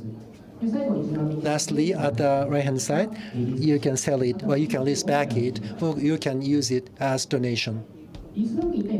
So what is this bag? As you see on the right-hand side, So you can do like a buy and sell and lease at the same time. So the ownership would be sold to us. However, after that, we have to give the money to the user. But also they have a lease contract. So every month they have to pay like a usage fee every month. So what is the benefit of this? Like you would not be restricted by legal regulations. So you can have a very good benefits because of that. So this is the image of leaseback cash flow. On the top right, 120%. So 20% commission fee can be collected spent in 6 months. So handling fee is 20%. So if through a year, it will be 40%. The residual account is like would be a half. So 1.5. So it's like so 20%, 80% is like effective interest conceptually. Again, so we want to make the value of things as an enabler for everyone. So we've been procuring 800 million yen. So we have partners, as you see in this list. Thank you so much. Thank you. The next, so Graph in Japan. I'm Majima from Graph in Japan. Good afternoon. AI agent. I know there is a hot debate about it. So please imagine this through interactions, faster, more accurate, more efficient. So they can be really self-anonymous. It's not fiction. So digital human implemented by Graph in Japan. So Graphen was launched by Dr. Lian, looking at the future of AI. Like an AI platform functioning as a human's brains. And that was launched in New York City. I'll introduce him later. So like humans' brains, AI can function. Let me share something. It's March 3rd, Hinamatsuri. There is an event in Tokyo. The weekend was warm, but now it's cold.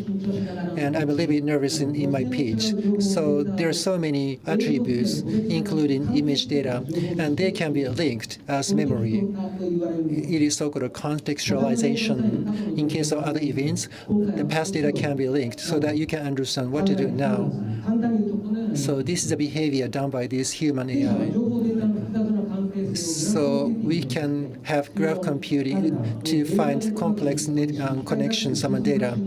Then not only machine learning, deep learning, we can do new behavior for financial, like names, bank account numbers, and IP addresses, telephone numbers, addresses. So such data can be instantly linked, not like human beings, so that money laundering and in different purposes, this has been used outside Japan. So AI digital agent, that is a body. Various information can be learned, and the purpose can be given. They can do their work anonymously. It's not like mechanics, like Avatar.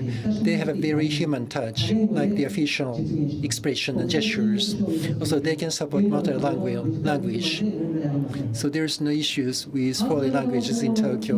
Personalization is also a new key. Last October at the Japan Mobility Show, so the president of Toyota have the demonstration of this. So now in cabin, Sato-san can be found, then personalized services can be given. And Sato-san was so much interested in it. Like attributes, hobby can be understood by personalization, which would be give benefits to consumers.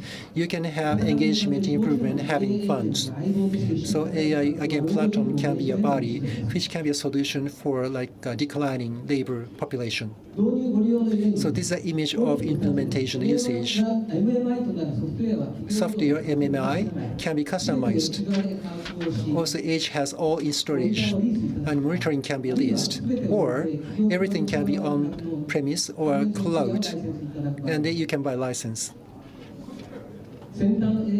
So this is really an advanced next generation solution to make contributions to the well-being of everyone. Let's work together. Please come to our booth to enjoy conversations with our human AI. We are Graphen. Thank you so much. Thank you. Next, LifeNet Insurance Company. I'm Yokozawa from LifeNet. Thank you. Today, I want to talk about a service that aims to simplify insurance contract procedures and eliminate non-payment of benefits and insurance claims by utilizing the My Number program. So this is our service. My Number program, AI can be combined to solve issues related to life insurance businesses. My Number program is not always supported, but if it is combined with life insurance business, you can have certain benefits. So we want to be honest, we want to simply, and we want to be inexpensive. So these are for our visions. At the bottom left, we want to talk about the elimination of non-payment of insurance claims. Since this launched on the internet, we've been selling life insurance business products on the internet. We are successful, but still we can do more regarding life insurance business. Sometimes our customers have some burdens or anxiety. For example, when they buy a policy, it is difficult for them to declare what kind of medical services they accepted 5 years ago. If they cannot do that, then when they they claim for indemnity, sometimes they cannot get payment. Also, they don't remember the coverages in their policies, or sometimes they don't understand if their current disease can be covered by the benefits in their current policies. Sometimes claim payment cannot be made. Also, when they change the addresses or names, they could not remember about endorsement in policy documents. Then they would lose contact from insurance companies. Then we have a My Number program. So API can be offered to some commercial companies based on licenses. Once licenses are given, then medication history, relocation information can be exposed. Also in the future, like medical records can be also acquired. That is under discussion now. So utilizing this type of information in LifeNet insurance companies, we want to eliminate zero payment of claim. In some services, already POC has been progressed. So this is my last slide. So there are 3 challenges we want to make. Number 1, we want to have an alliance with My Number program to declare, to reduce the burden of declaration, like a 5-year history declaration. You can omit it by utilizing My Number portal, for example. The second challenge for us, by having My Number portal, we can eliminate the zero payment of benefits because information can be accumulated at hospitals. And the third challenge, when address changes happens, then automatically we can take active actions automatically based on that. Of course, we have to have a license from the FSA. We cannot move by ourselves only, but in terms of the future of life insurance, we want to keep challenging ourselves. Thank you so much. ありがとうございました。 Thank you.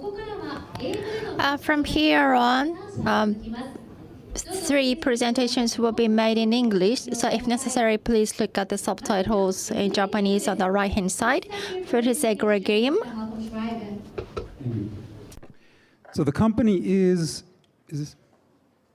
Egregium. We provide online automated financial, investment management and financial advisory services, which is commonly called a robo-advisor. But this is different from all existing robo-advisors. I've reimagined the concept and have a new approach. In particular, more than 10 years ago, I was the second member of the first robo-advisory company in Japan called Money Design. While I was the CIO, CTO, while I was there, I created 3 products, 3 robo-advisors. There was ETF Wrap, there was Teo, which is the second largest in Japan, and also in Malaysia, MyTeo. Created all the algorithms, was the first one to use AI in the industry, had patents for optimization methods, but I'm dissatisfied with the approach. And so I have rethought the whole concept of what is the purpose of a robo-advisor. Okay. So investment advice, the whole concept is it's a robo-advisor. It's supposed to give investment advice. But what are the other options? What are the choices right now for investment advice? There's wealth management if you have a lot of money and can afford it, and you will get high-quality customized advice. Robo-advisors in Japan are the opposite spectrum. It's cheap, but it's very generic. It's not particularly customized at all. But with modern technology and algorithms, we should be able to deliver human quality or better investment advice in the same kind of platform. Here's an example of where current robo-advisors, and they're pretty much all like this, are deficient. This is WealthNavi, right? In the right hand, the typical question they ask. They're trying to decide what is your risk level. That's the fundamental purpose of a robo-advisor's profiling. But they use very little information. It's mainly your age. It's not quantitative. It's very, heuristic. You're young, you get more risk. They ask people vague questions like this. What would you do if the market falls 20% in 1 month? I mean, these are novice investors. They have no idea. Right? And then there's a limited number of choices. It doesn't update over time. So this doesn't replace, it can't replace a real human financial advisor. So this is our product, ProPort. It helps you create goals in the future, figures out how much you need and when. It facilitates your life planning. It uses comprehensive information that allows us to project what your future income and expenses will be for the rest of your life, right? And we simulate over billions of paths, use machine learning to train our models, and then be able to give you their exact, precise calculation of what the optimal portfolio is for you. This is the profiling side. The asset management side, we divide your assets up into higher and lower risk portfolios, optimize each of those to give you high returns on the equity side, higher yield on your bond side, and combine them in different ratios to give you any risk level in a very wide range. We also use AI further to predict cases where the market is likely to decline a lot and then temporarily shift to a lower risk portfolio. That's a technique I pioneered at Teo, but we've gone much further with that. This complements your existing investments. You give us information about what you're currently invested in, and we help add to that to give you the optimal total portfolio. This is more detail about the profiling, how it works. You set up what your goals are, your major expenses in the future, when you need the money and how much, and we help you figure out that if you don't know. And then we estimate how much you can put in, and based on how much you can invest, what your portfolio, what you needs to be in order to get there optimally.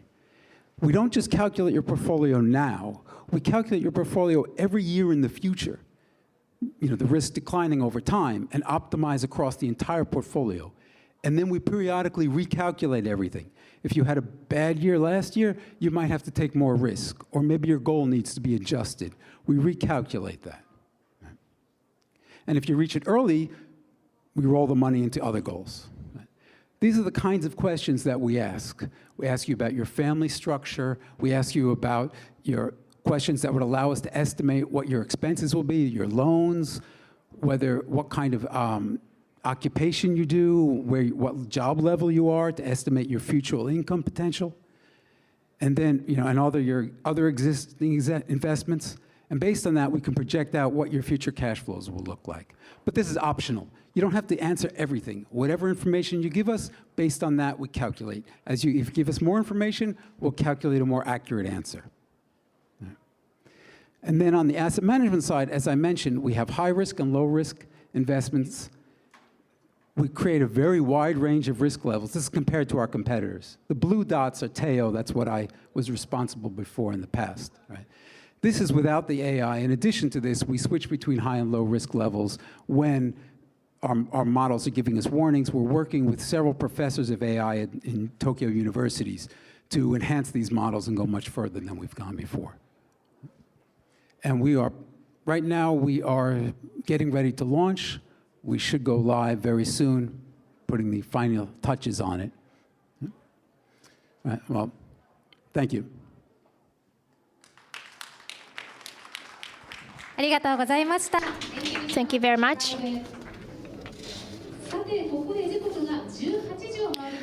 It's 6 p.m. right now. On your right-hand side, there is a space called room, and then there is some shared space between this venue and the room. And we are going to start networking.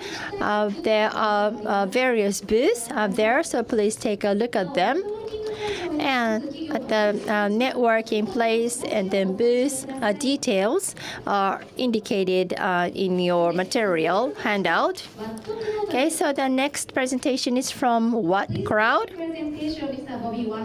Thank you so much. Introducing What Crowd, a platform tackling climate change one panel at a time. Our mission is clear and simple. Fight climate change by building utility-scale solar farms across the globe. We are here today looking for investors and partners to join us in entering the Japanese market. We are a web and app-based investment platform that enables individuals to invest in solar panels, not only in the fight global warming, but to earn a guaranteed income at the same time.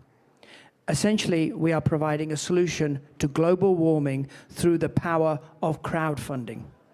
Our current utility-scale pipeline exceeds $1 billion, with revenue from the app playing a key role in funding this portfolio. The journey has already begun with our pilot project in Zambia featuring a capex of $100 million. The beauty of What Crowd lies in its simplicity. Our web and app-based platform makes clean energy investment accessible to everyone. Through our app, people are encouraged to purchase a minimum of one solar panel for $500. From there, we take over the full management, deployment, and running of the panel for a period of 25 years, producing a daily return for the investor. What makes What Crowd unique is our dual revenue model. Our profits don't just come from selling electricity. We specialize in project development, taking greenfield projects from concept through to ready to build. This process increases project value 10-20x, generating significant profits before a single kilowatt of energy is produced. These profits allow us to guarantee investors between 4 to 10% return on investment while creating long-term value for What Crowd. Why will we be a success? Because everyone has to have a win-win situation. You never have a loser. Our position is simple and understandable. Buy a panel, reduce CO2. Our platform delivers 3 wins. Investors win with guaranteed income higher than a bank. The planet wins with a serious reduction in CO2. What Crowd wins by developing projects that generate long-term profits. This simple yet brilliant model is what we believe will propel What Crowd to become the next unicorn in the clean energy revolution. Our mission in Japan is simple. As proud recipients of the Green Subsidy Program by Tokyo Metropolitan Government, we are pleased to be launching in Japan. We are seeking investors and strategic partners to help us expand and become Japan's #1 crowd investment platform for solar energy, empowering thousands of individuals to fight climate change and earn a passive income. With What Crowd, every panel makes a difference, and together we can power the planet, one panel at a time. Thank you. We look forward to building this future together. ありがとうございました。 Thank you very much. Next presentation is from Weave Hair. Kailova.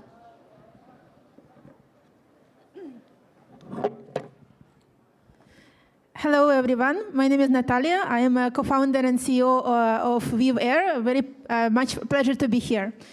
What Weaver does is we offer predictive investment advisor software powered by satellite data and AI. Right now, there is a big global challenges. These challenges in Japan and also worldwide in terms of how to de-risk the investment, especially as we face increasing amount of climate risks, and how can we also invest money more effectively into sustainable projects. The data quality is a big issue as highlighted by many industry reports. What we do is we create digital twin software for investment. We analyze data coming from satellite Earth observation, synthetic aperture radar, and hyperspectral data. We combine data with drone remote sensing and also sensors to create, track, and predict investment performance. Our data is less than 1 meter resolution, updates every hour, and has over 20 indicators. We create models that is proprietary, that allows us to create a lot of advantages. According to performance of our model, we achieved over 10x times the benchmarks that is currently available. And this allowed us to get partnerships with big corporations. And right now, we are also in discussion with Japanese-based space agencies and JAXA and others. Using our software, we create these simulation models and decision support software. Our solution has been validated by different partners, including British Standards Institute, Monetary Authority of Singapore, and the Reserve Bank of India. This allows us to showcase that the solution has improved accuracy and improved analysis speed. There is many applications of this solution. For example, it can be used to analyze biodiversity of the investment, specific assets like land and agricultural assets. It can be used to analyze energy transition project to measure how much risk they have in terms of climate and weather-related events like flooding. And it can also use to analyze specific renewable projects as well. For average customer, the advantage is it's over 153 million yen for their team, and it can scale even further. We are already working with several financial institutions, project owners, and project managers. And right now, we are also validated both investor interest, business resilience, and also impact on the citizens. We work with regulators, auditors, and have received over 25 technology awards. And together with you, we look forward to make even more things happen. We are looking forward to talk to more financial institutions in Japan, especially insurance and wealth management areas. We are also looking for partnerships in terms of deploying our data in other applications. And also, we are recruiting for our team and growing our business in Japan. So please don't hesitate to approach me. Thank you very much. Arigatou gozaimashita. Thank you very much. さて、ここからは再び日本語によるピッチとなります。続いては未来図です。どうぞよろしくお願いいたします。 From here on, the presentation will be in Japanese. I'm from Milai's. Tokyo Art Exchange AI evaluation system or platform is what I would like to introduce to you. It's art, so my material is colorful. And I would like to introduce our company. We belong to FinTech Association and Data Social Promotion Association, and we're trying to provide solution in this financial world. This is our mission. With technology, we are going to democratize finance. With the social mission, we are working on our project. This is our scheme. So, Tokyo Art Exchange. There are three pillars here: art media, art fund, and art appraisal. And I would like to focus on art media today. This is the mission for this pillar. So we are going to democratize art with technology. So what is the challenge of the art market? If we compare world, global, and Japanese market, you can see how our art market is undeveloped. And in art, in Japan, we have old galleries and department stores selling the artworks primarily. So in order to overcome the current challenges, in this Japan, we still don't have the ecosystem to sell the great artwork of new artists, and then we need to further develop the network with different markets, develop database, develop archive mechanism, and so on. And also we need to elevate the circumstances so that our artists can globally sell the artworks. And we would like to provide the platform. So this is the movie for the service product. Tokyo Art Exchange is a platform that allows free trade of artworks at fair prices. Its greatest feature is AI-based art evaluation and pricing. AI scores the value of art and calculates a fair and appropriate price. Artists can upload their artwork and know the value of their work in just a few moments. Also, the multifaceted value and advice to this artwork. Another feature is that it is a platform that connects artists with the world. Young artists can now deliver their artwork to buyers who like their work. Also, the works of children and disabled artists can be introduced to SDGs conscious companies under special purchase plans. In addition, the work of influencers with above will also be given an opportunity to galleries and museums to interact with them. Connecting artists and the world through the power of technology. Unleashing the potential of art from Tokyo to the world.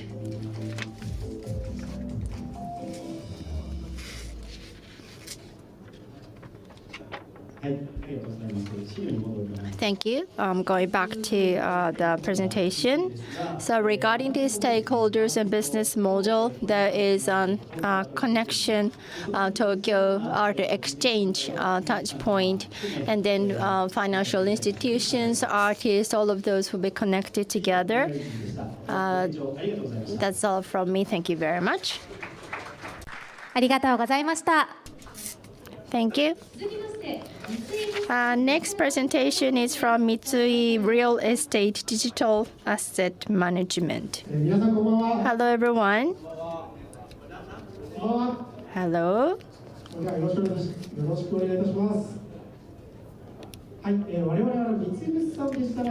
So Mitsui Bussan Digital Asset Management. We are a group of Mitsui Bussan trading company, and we deal with digital asset management. And we are number one in this field. So the word we aim for, this is our mission vision. We are trying to activate the money which is asleep in everyone's houses, and we would like to offer services which can be alternate choice instead of deposit. And compared to listed companies' stock price, this offering, stock fluctuation is not that drastic, and this is very stable. And among financial institutional investors, this is drawing attention. However, individual investors didn't have much access to those offerings.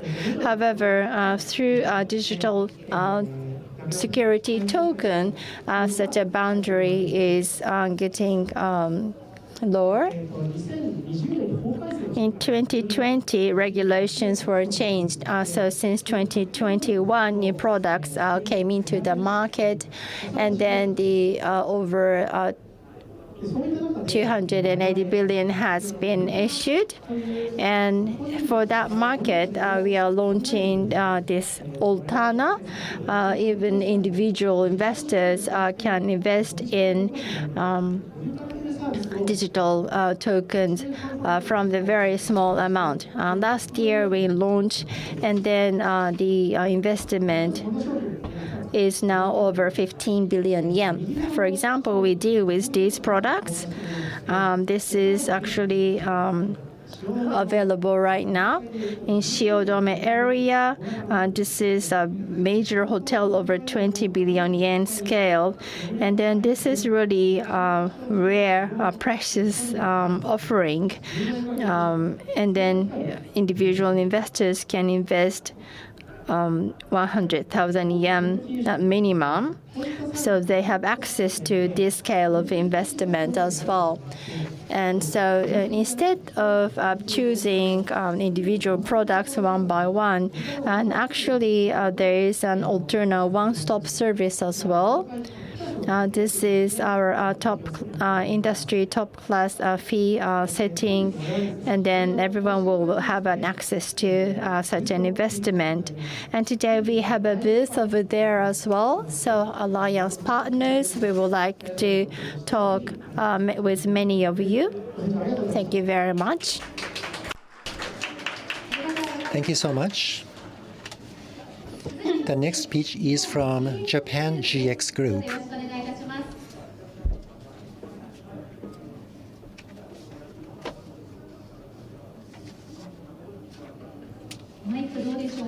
What about microphone? Can you? Yes, now it's on. Thank you. I'm Tori. Good afternoon. Carbon credit is a keyword. We want to running the carbon credit exchange market. So how do you want to use it for financial dynamics?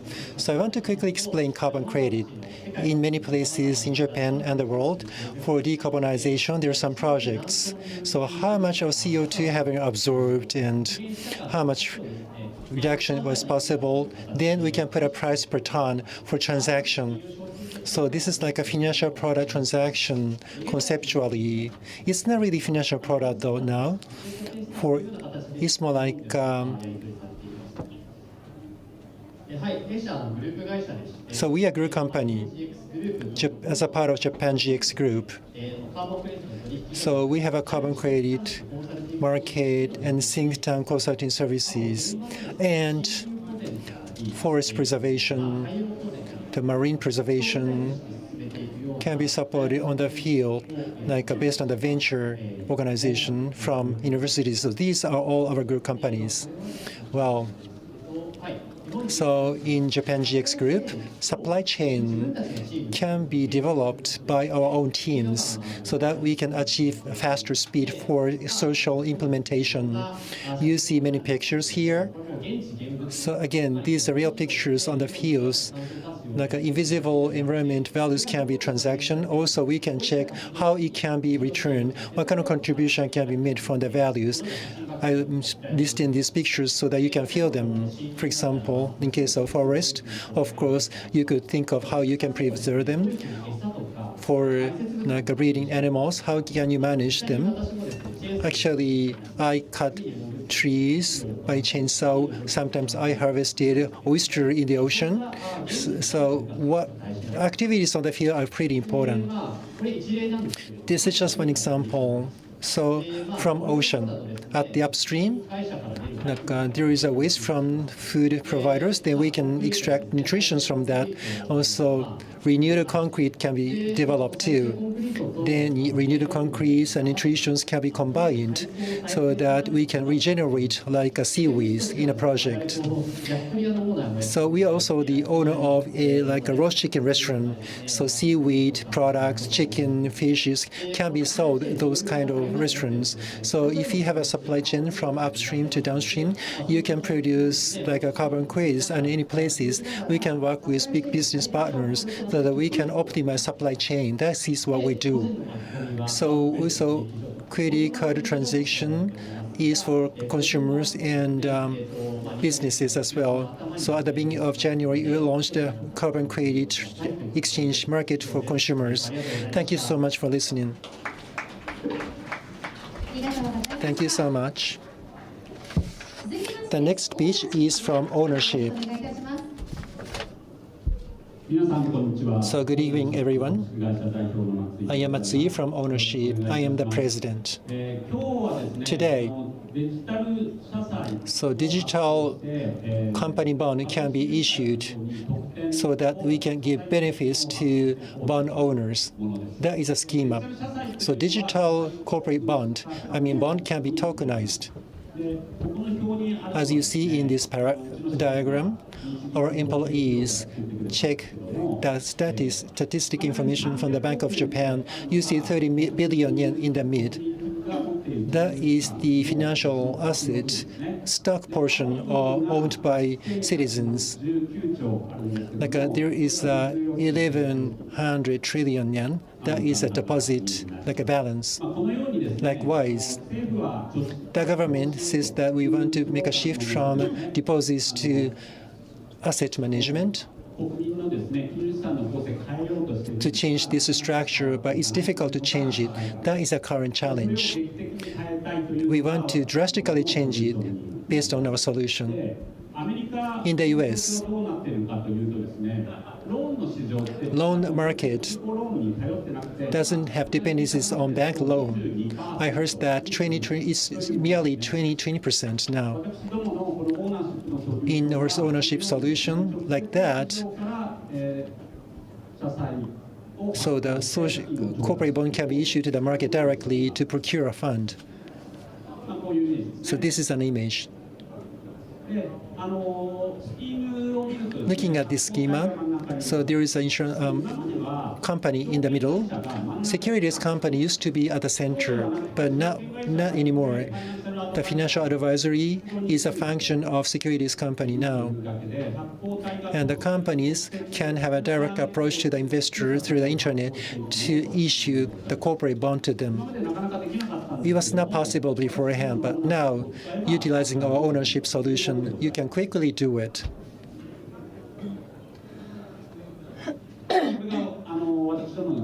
So this is one use case. There is a place, Osekan. So that is Ian, who issued their corporate bond for their building renovation. So it's so simple to buy their corporate bond or business bond. You can use a smartphone to go to this site. Then you can look at information to enter a value of corporate bond you want to purchase. After you confirm it, then your purchase is completed. So easy.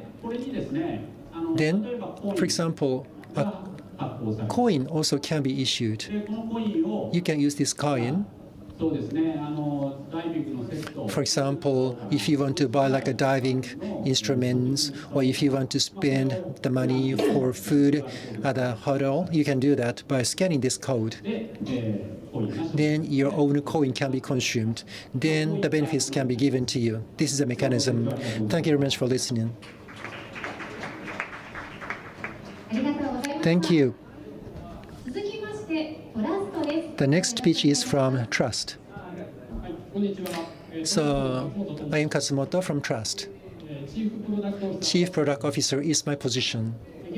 Right now, in our company, so we were supporting DX promotion in the financial institutes.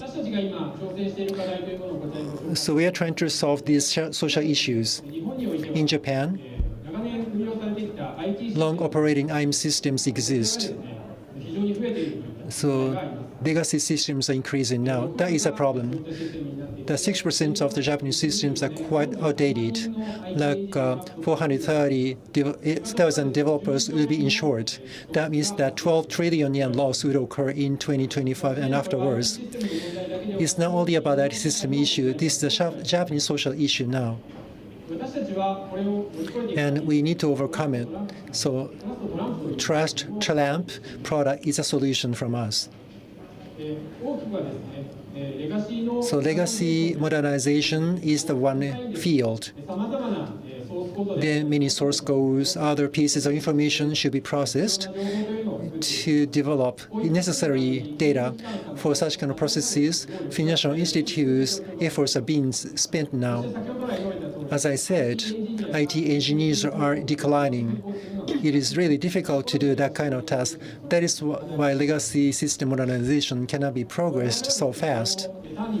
So this is just a single tool. This is a solution from us so that full system investigation can be done, planning can be possible, acceptance test is possible, maintenance is possible. I mean, even at the beginning of investigation, we can output necessary information so that financial institutes can concentrate on their essential works in the new environment. As you see here,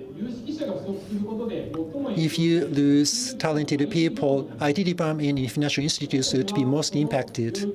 For this, we want to offer a solution so that financial institutes can do legacy system modernization more, then they can promote DX for further improvement. That is our goal. So trust lamp's benefits, advantage. So this field is really difficult actually because their systems were developed 30 years ago. So much experience is required. But we have IT consulting service and Gen AI and data. We can combine them to solve that kind of issue. So legacy system modernization solution is from us. So let's work together to promote it. Thank you very much for listening. Thank you so much. Now, we want to finish 13 companies' pitches as Tokyo Financial Innovation Department finalists. I believe that you felt their passion, and I'm amazed by your concentration on listening to their pitches. Now we want to start voting for Audience Award. So among those 13 pitch presenters, please make a vote to one company who offers most innovative service. Based on your votes, a company who got most votes can be given the Audience Award. So you can scan this QR code on the screen, or you can use the voting forms in the flyer. In 11 minutes, like at 6:40, we will stop closing. So please make your vote before 6:40 on time. But for your voting, please make your vote only for one company. Also, if you work for any of the pitch providers, please do not make a vote to your company.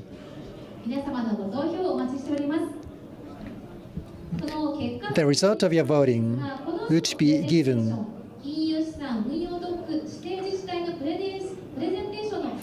after the next session.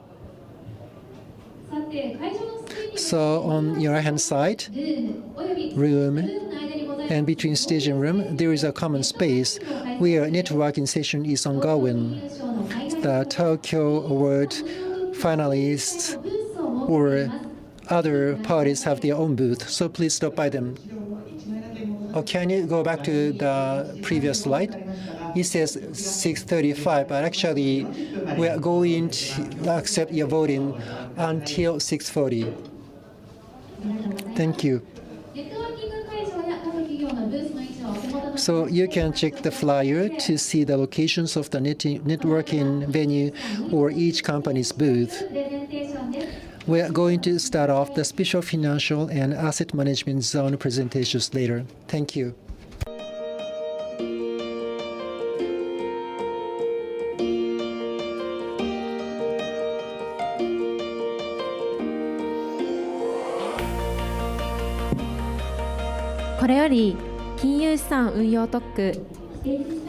From now on, we have presentations by the municipalities designed as special zones for financial and asset management. The government has long been working to enhance the business and living environment in order to become an international financial center that is open to the world. In order to strengthen and expand this initiative and to promote them in an integrated manner with leading regional efforts, 4 cities in Japan have been designated as special zones for financial and asset management. We have invited the 4 cities and would like them to introduce their initiatives. First, we would like to have a presentation from Sapporo City. The speaker is Ms. Kaori Nishiyama, Director General, City Planning Policy Bureau, City of Sapporo. Please welcome Ms. Nishiyama. Hello, everyone. Presentation seems to be planned from the north, like today, and usually Sapporo is the first presenter.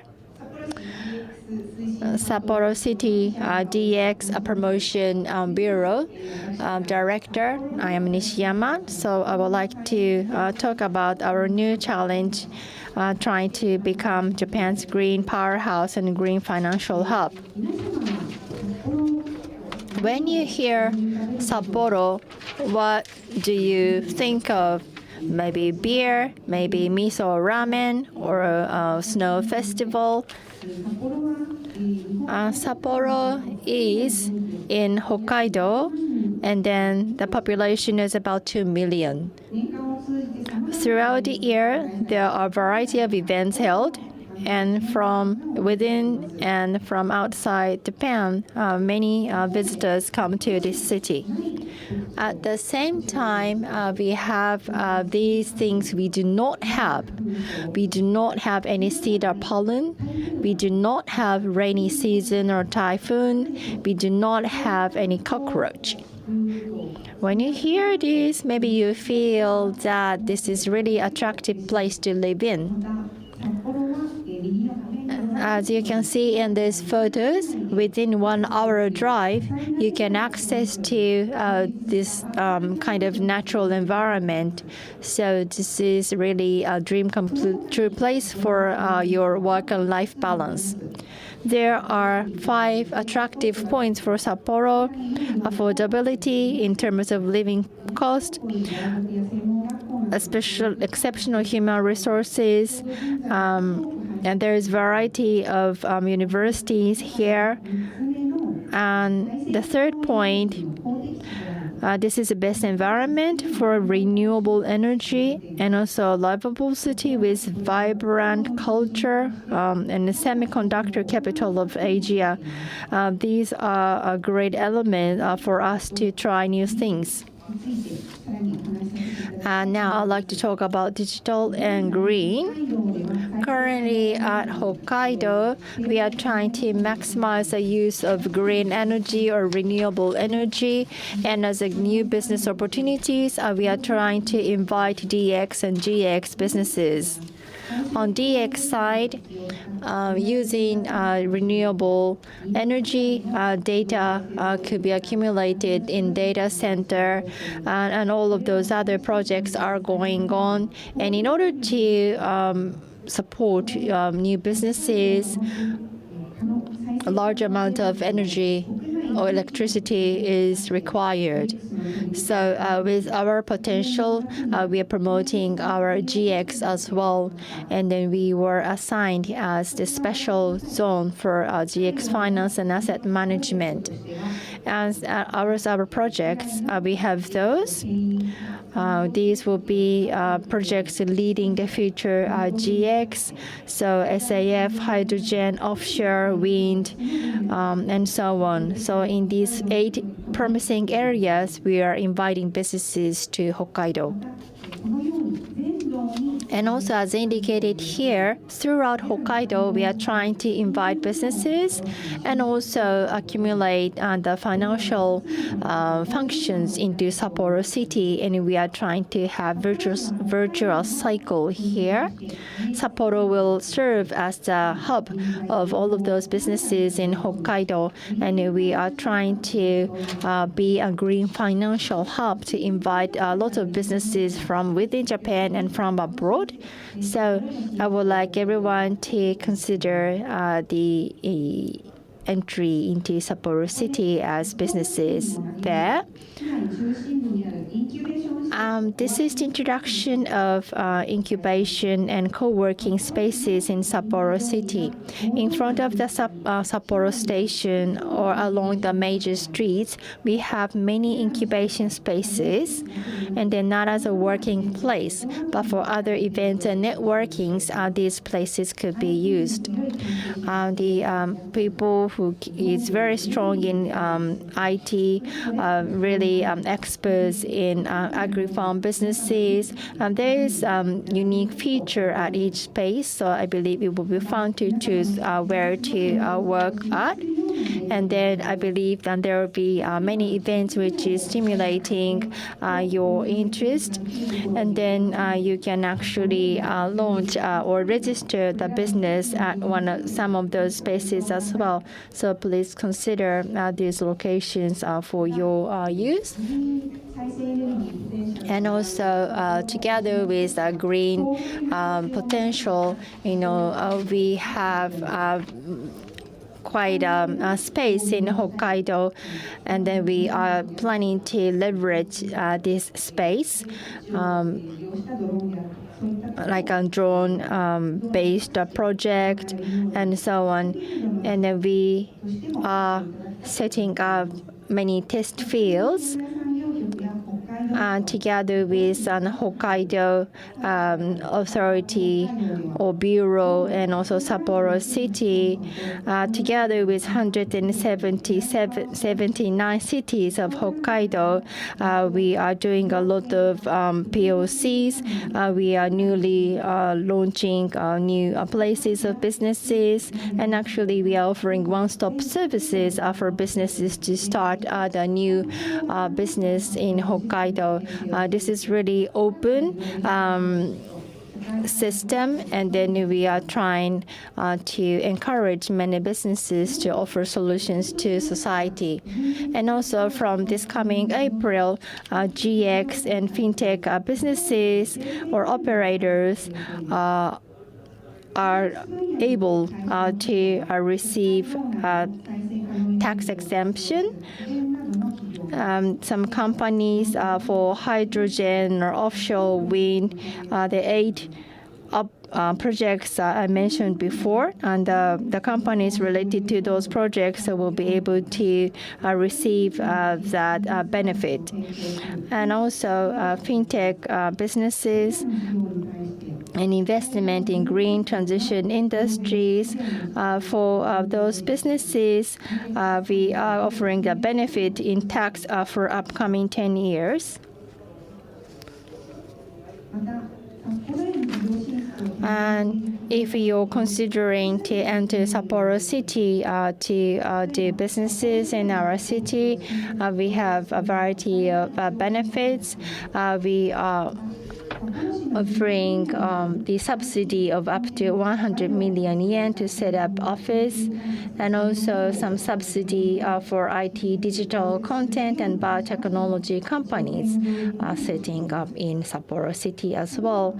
And the limit is 100 million yen. And also for some non-Japanese companies who are trying to come to the city for businesses, we support the site visit by subsidizing 500,000 yen. Lastly, I would like to explain the one-stop service desk we offer. This is the one-stop service desk in English. Overseas companies will be interested in coming into Sapporo. So to support such business settlement and also to support your families, we can provide this English service as well for housing, launching the business, office setup, and so on, and also business matching as well. So we will be together with the new companies from different markets. So please consider using this service as well. Sorry, I was really quick, but that is all from me. In closing, I would like to show this photo. This is not. This is actually a real photo. This is 20-minute drive from the central city of Sapporo. This is the ski jumping competition venue. This actually ski jumper was really jumping, and then this is the only place the jumper can enjoy such an urban view. So like this jumper, Sapporo will have a new challenge in flying out into the future. Your support will be appreciated. Thank you very much.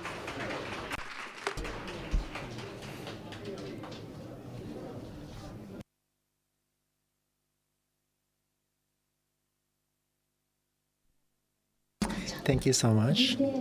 Next, so we would listen to presentations from Tokyo Startup International Financial City Strategy Department. From that, Aki Izumi-san is a presenter. So Aki-san, please. Good evening, everyone. I am Aki. Thank you very much for coming to TIB tonight. I didn't know that it's snowing. I'm so happy to see so many people here. So I want to share the vision of Tokyo Metropolitan Government for international financial city, as well as initiatives for that. So we want to achieve the sustainable high-tech city to create a virtuous cycle of investment innovation by doing many initiatives. So startups do innovation, and we want to support it from financial perspective. So we want to really create a virtuous cycle of them to give solutions to the society. So based on this concept, so we want to have a vision that is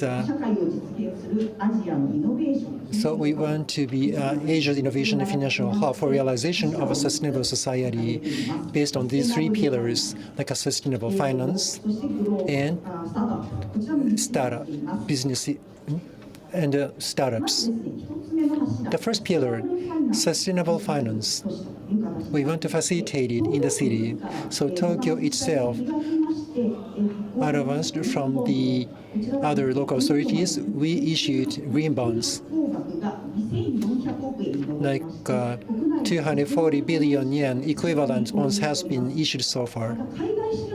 For overseas markets this year, so sustainability bonds have been issued internationally. Next year, we want to upgrade it. So we want to look at the resilience of cities. So Tokyo Resilience Bonds is going to be issued next year. And so also we want to have public-private partnership funds for social issue solution based on this cash flow, as you see at the top right. So Tokyo City is going to offer 5 billion at maximum for decarbonization. So green transformation can be also facilitated based on this contribution from the Tokyo City. Also, Tokyo City government is going to use is working on the construction of the system for carbon credit exchange. This system is going to be launched this month so that businesses in Tokyo can quickly buy international carbon credits. Furthermore, today, so this is an event for Japan FinTech Week, so people want to be richer and can have more convenience based on FinTech, which is supported by Tokyo City too. So there was our ceremony, like a Tokyo Financial Award ceremony is a part of this. Innovative financial services can be awarded, and we can support the implementation of that so that future financial innovation can be more cultivated. And FinTech business operators need collaboration with financial service providers. Also, they want to go to overseas markets. Definitely want to start at them as well. That means that we have diversified supports for many people, many stakeholders. The second pillar, like global standard city for business in English. Like we want to get rid of linguistic barriers to get more talents in the advanced ecosystem. For example, like addressed in Sapper's presentation. So we can now have English services for business launch to get more cash from other markets. Our information in English is pretty important. So we can support it as well. For example, like AI translation accuracy can be improved, and businesses' higher English issuance can be hands-on supported too. So the third pillar, global active startups can be born in Tokyo. The number of unicorns, the number of businesses, and the number of public-private projects can be as big 10 times as now. And today, you are here in Tokyo Innovation Base and Sushi Tech Tokyo are two major initiatives. So TIB. I believe that you have seen many things in this building. So startup supporters can meet and start networking in this space. It's been 1 year plus since it was launched, but more than 500 events have been organized, and so many people came to this place already. So this is about TIB. As you see, domestic, international players can be in the ecosystem here. So this has a linkage with the innovation hubs outside Japan. You are here at this stage, but there's a networking space at the back. And on the third floor, there's another facility you can watch later. So this is a salon. Every day, regarding innovation seeding, networking activities are being held. Also, prototyping development can be supported by the function Fab, where prototypes can be sold at a shop. So TIB offers many functions to everyone. And another one,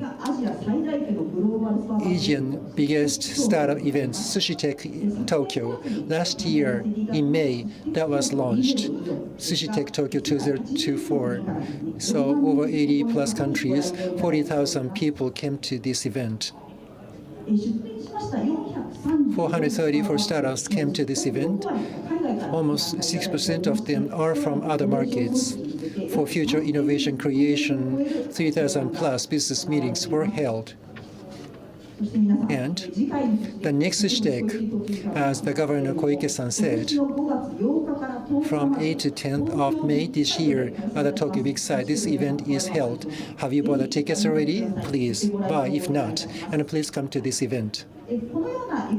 So through this type of events and initiatives, Tokyo City government tries to support Asian innovation financial hub for sustainable business, sustainable society, business, technology, information can be collected as a gateway of this to make more contribution to the global and Asian markets, fintech markets. Thank you very much for listening to me.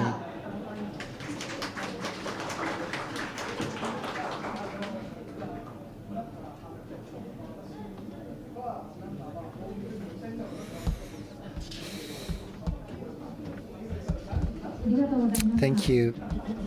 Now, we want to move to Osaka.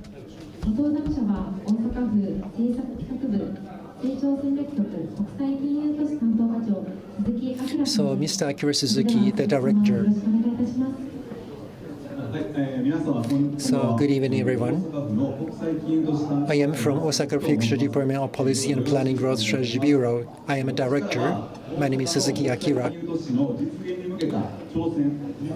I want to talk about challenges we are making to ourselves for the realization of global financial city in Osaka.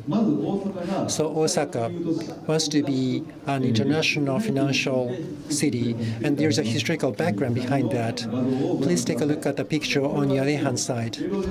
This is in Edo period, the center of Osaka, Nakanoshima. The red circle indicates Dojima rice exchange market and gold exchange market. The blue line shows like a currency exchange or the rich merchants who offers loan services to samurai warriors. So this functioned as like a Wall Street at that time, like a Dojima rice exchange market was often known as a great market. So business practices developed there actually gave impact to the financial services after Meiji period. So Osaka has a very long history of challenging for something new in that history of development.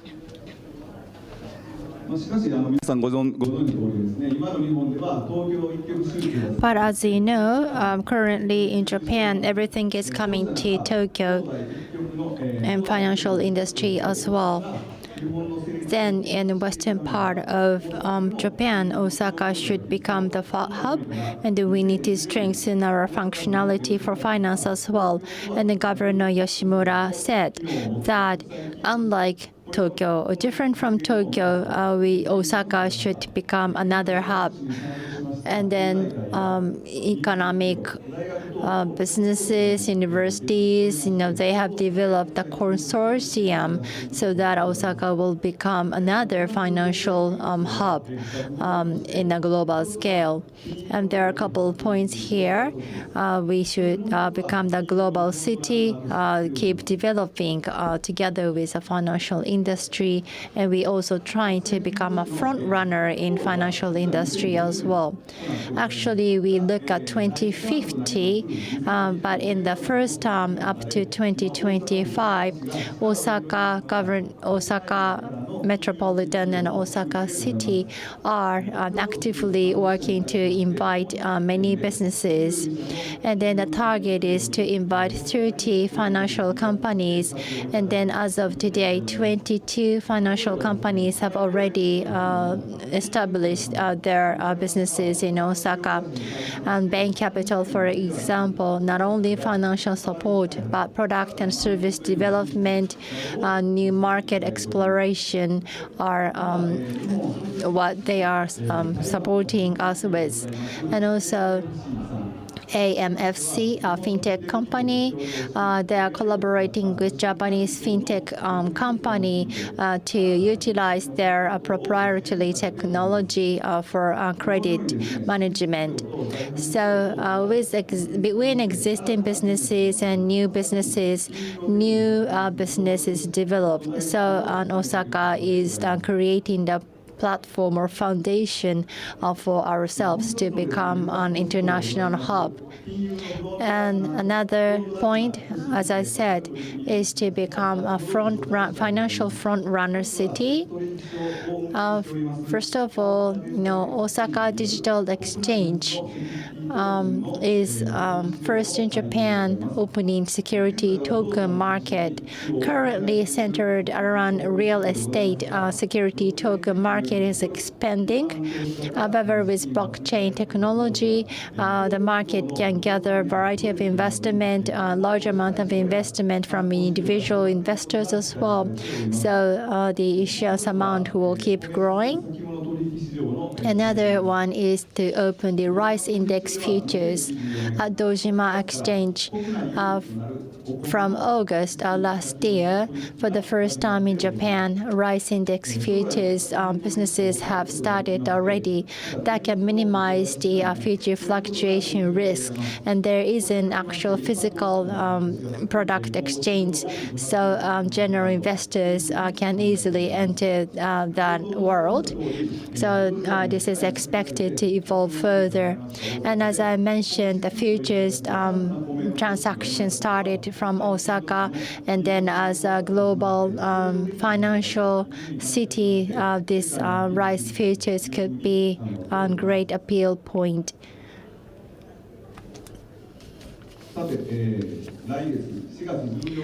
And from April 13th, next month, Osaka Expo is going to start. We have 41 days to go. As Expo, for the first time, we are trying to have the full-scale cashless transaction. People's living labo is the concept. This is like a showcase place to try and validate new technologies. There will be many impactful exhibitions as well, like a moving IPS, HART, the future mobility society, and so on. So everyone will be able to enjoy. So there will be unexpected encounter with future technology. So please come and enjoy the expo. Last but not least, please look at the screen. As an Osaka initiative to become a global financial hub, we are launching various messages here. So please access and give a message to us for further detail. There will be new things Tokyo has not tried yet as well.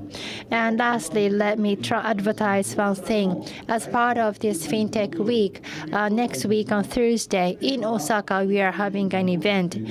It's about developing people's talent for financial industry. There will be panel discussion as well, and university education, and then what the financial industry wants. There is a gap. How are we going to fill a gap? It's one theme as well. So together with LinkedIn, please read this QR code with your mobile. And also over there, we have a booth and flyer for the event as well. So please take one. So that is all from me from Osaka. Thank you very much.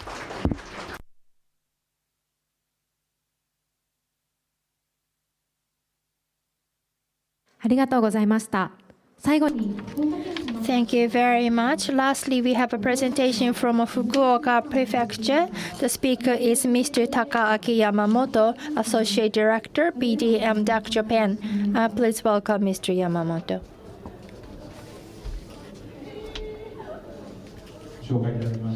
Thank you very much. I'm Yamamoto from MDAC. In 2010, we were founded in Singapore. We are a fintech company. And in 2022, as our first office in Japan, we set up our office in Fukuoka. So today we would like to briefly introduce ourselves and also explain why we chose Fukuoka. We are focusing only on foreign exchange, and competitive exchange rate can be offered in an unprecedented way. These are our major partners. Many of them are fintech companies. But behind the fintech companies, globally offering services, we are supporting their businesses behind the scene. And we also have a collaboration with various stock exchanges and brokers as well. As one of our unique services, we have Aladdin. What is Aladdin? For e-commerce, for 24 hours, fixed exchange rate can be offered through API. 24 hours, the rate is fixed. At the same time, the rate is competitive. That is a feature of this service. ですけれども、ASEAN を中心 Next is the payment or settlement network. Mainly in Asian countries, we have established a network. I believe that this is the only company which has such an extensive network in this region. Like Chinese EC side is selling products in ASEAN markets, and then the sales can be collected by our virtual bank account.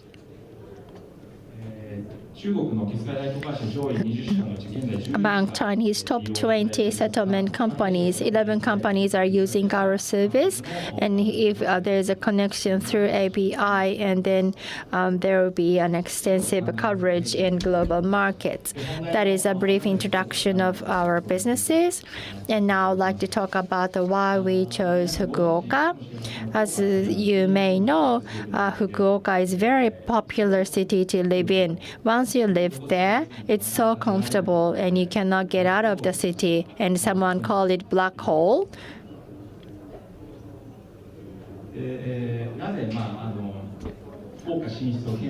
So why we considered to do Fukuoka for our business? There is Team Fukuoka. That is a team to invite financial businesses among a collaboration between the private and public sectors and also educational world. And then the mayor of Fukuoka visited different markets and then declared that there will be a great support from the city to businesses, and we are so impressed. More specifically, why we decided to do our business in Fukuoka. If you look at the market size alone, maybe Tokyo is the first choice. However, if you consider ASEAN, Korean, or Chinese markets to do businesses, Fukuoka is really close to those markets. And Singaporeans, Fukuoka is like a north limit of ASEAN markets, and then it's very close. And also QOL is very high, quality is very high. It's a really cozy, compact city. And compared to major city, there isn't any stress of transportation, and airport is close, and station and terminal stations are close by, and you can enjoy ocean and a mountain in 20-minute drive anywhere from Fukuoka City. So I myself was from Fukuoka. I was in Fukuoka when I was a high school student. After that, I went to Yokohama and I worked there for long. Of course, I lived in other cities such as Japan, but I always thought that I wanted to go back to Fukuoka. So when my company decided to come to Fukuoka, that was really lucky moment because I came back to Fukuoka. So I know many people who experience the same way. I see many people from other prefectures coming to Fukuoka. So if you think about launching business in Fukuoka, I really want to recommend Fukuoka for you. Next is about Team Fukuoka, as I introduced. So there is a spirit so-called All Fukuoka that is very strong culture. So there's a strong relationship between the government and commercial business operators and among commercial operators. I am a really good example of that too. So collaboration between businesses. For Fukuoka, for excitement of Fukuoka, yes, we can do that with others. So there is a very casual culture like that. The next is also there is an active attitude for deregulation. So there is a great expectation on the social implementation of innovation. You can see it in Fukuoka. Like there's a shared electricity-driven kickboard, and Fukuoka is the first place to approve it on the street. So there is a 180-day rule for Airbnb, but now in Kita-Kyushu area, you can also stay in like an Airbnb type of inn more than 180 days. Also, there is a contribution to international financial city. This is our mission. So we are resonating our mission based on Fukuoka's vision, so that we can open our employment market to international talents. That is another reason why we selected Fukuoka. Also, there's a high potential as a market of Fukuoka and Kyushu.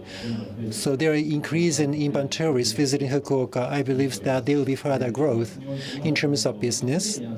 Already, so there in Kita-Kyushu City, there are global active companies, and Hakata is a commercial cities, and in Kumamoto you see many semiconductor players.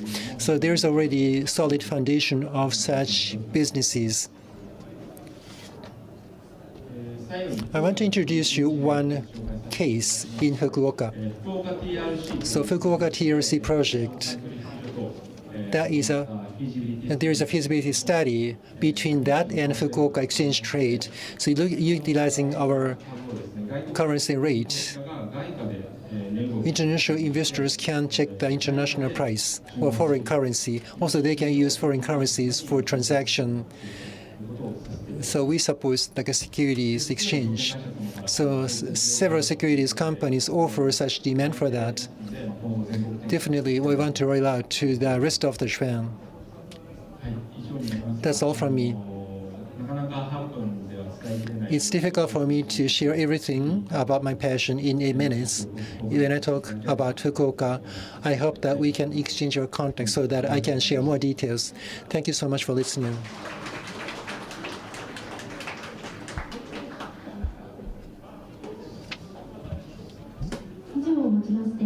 Now we want to close the presentation of Special Financial and Asset Management Zone.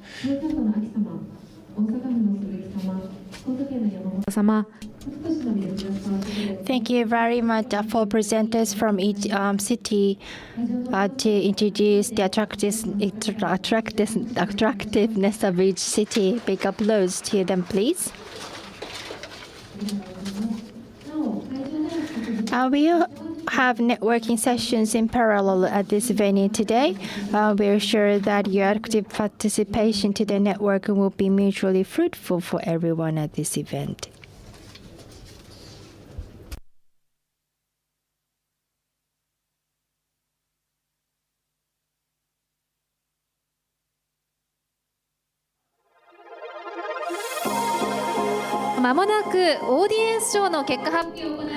We are going to announce the audience award soon. Please come in front of the stage. Tokyo Financial Award Audience Award will be announced soon. Please come in front of the stage.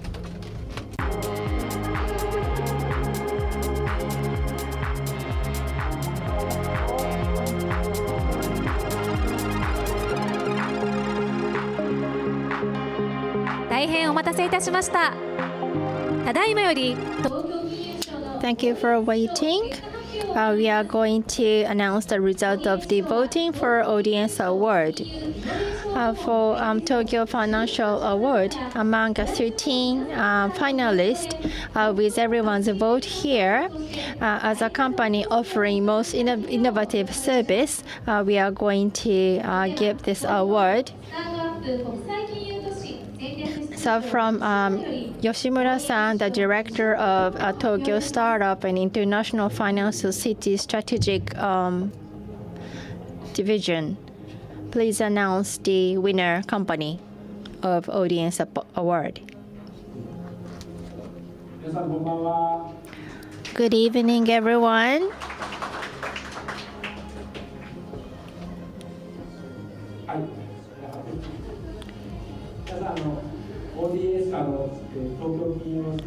So Tokyo Financial Award 2024. Thank you all for all the finalists and the presenters today. Let me announce the winner. Audience Award goes to Garage Bank.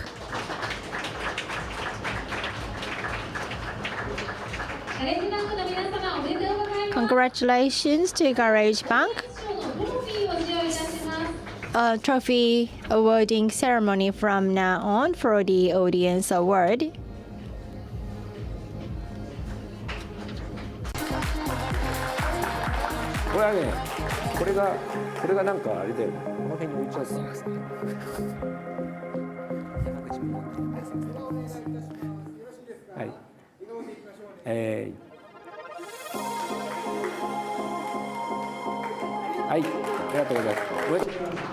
Thank you.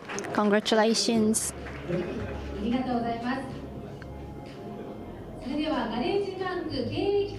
So from Garage Bank, Mr. Ito, please make comments. And again from Garage Bank, I am Ito. This service is difficult to be understood, but I'm really pleased that everyone here had a good understanding of our service. Your continued support would be appreciated. Thank you very much. All of Garage Bank members, congratulations. Give big applause.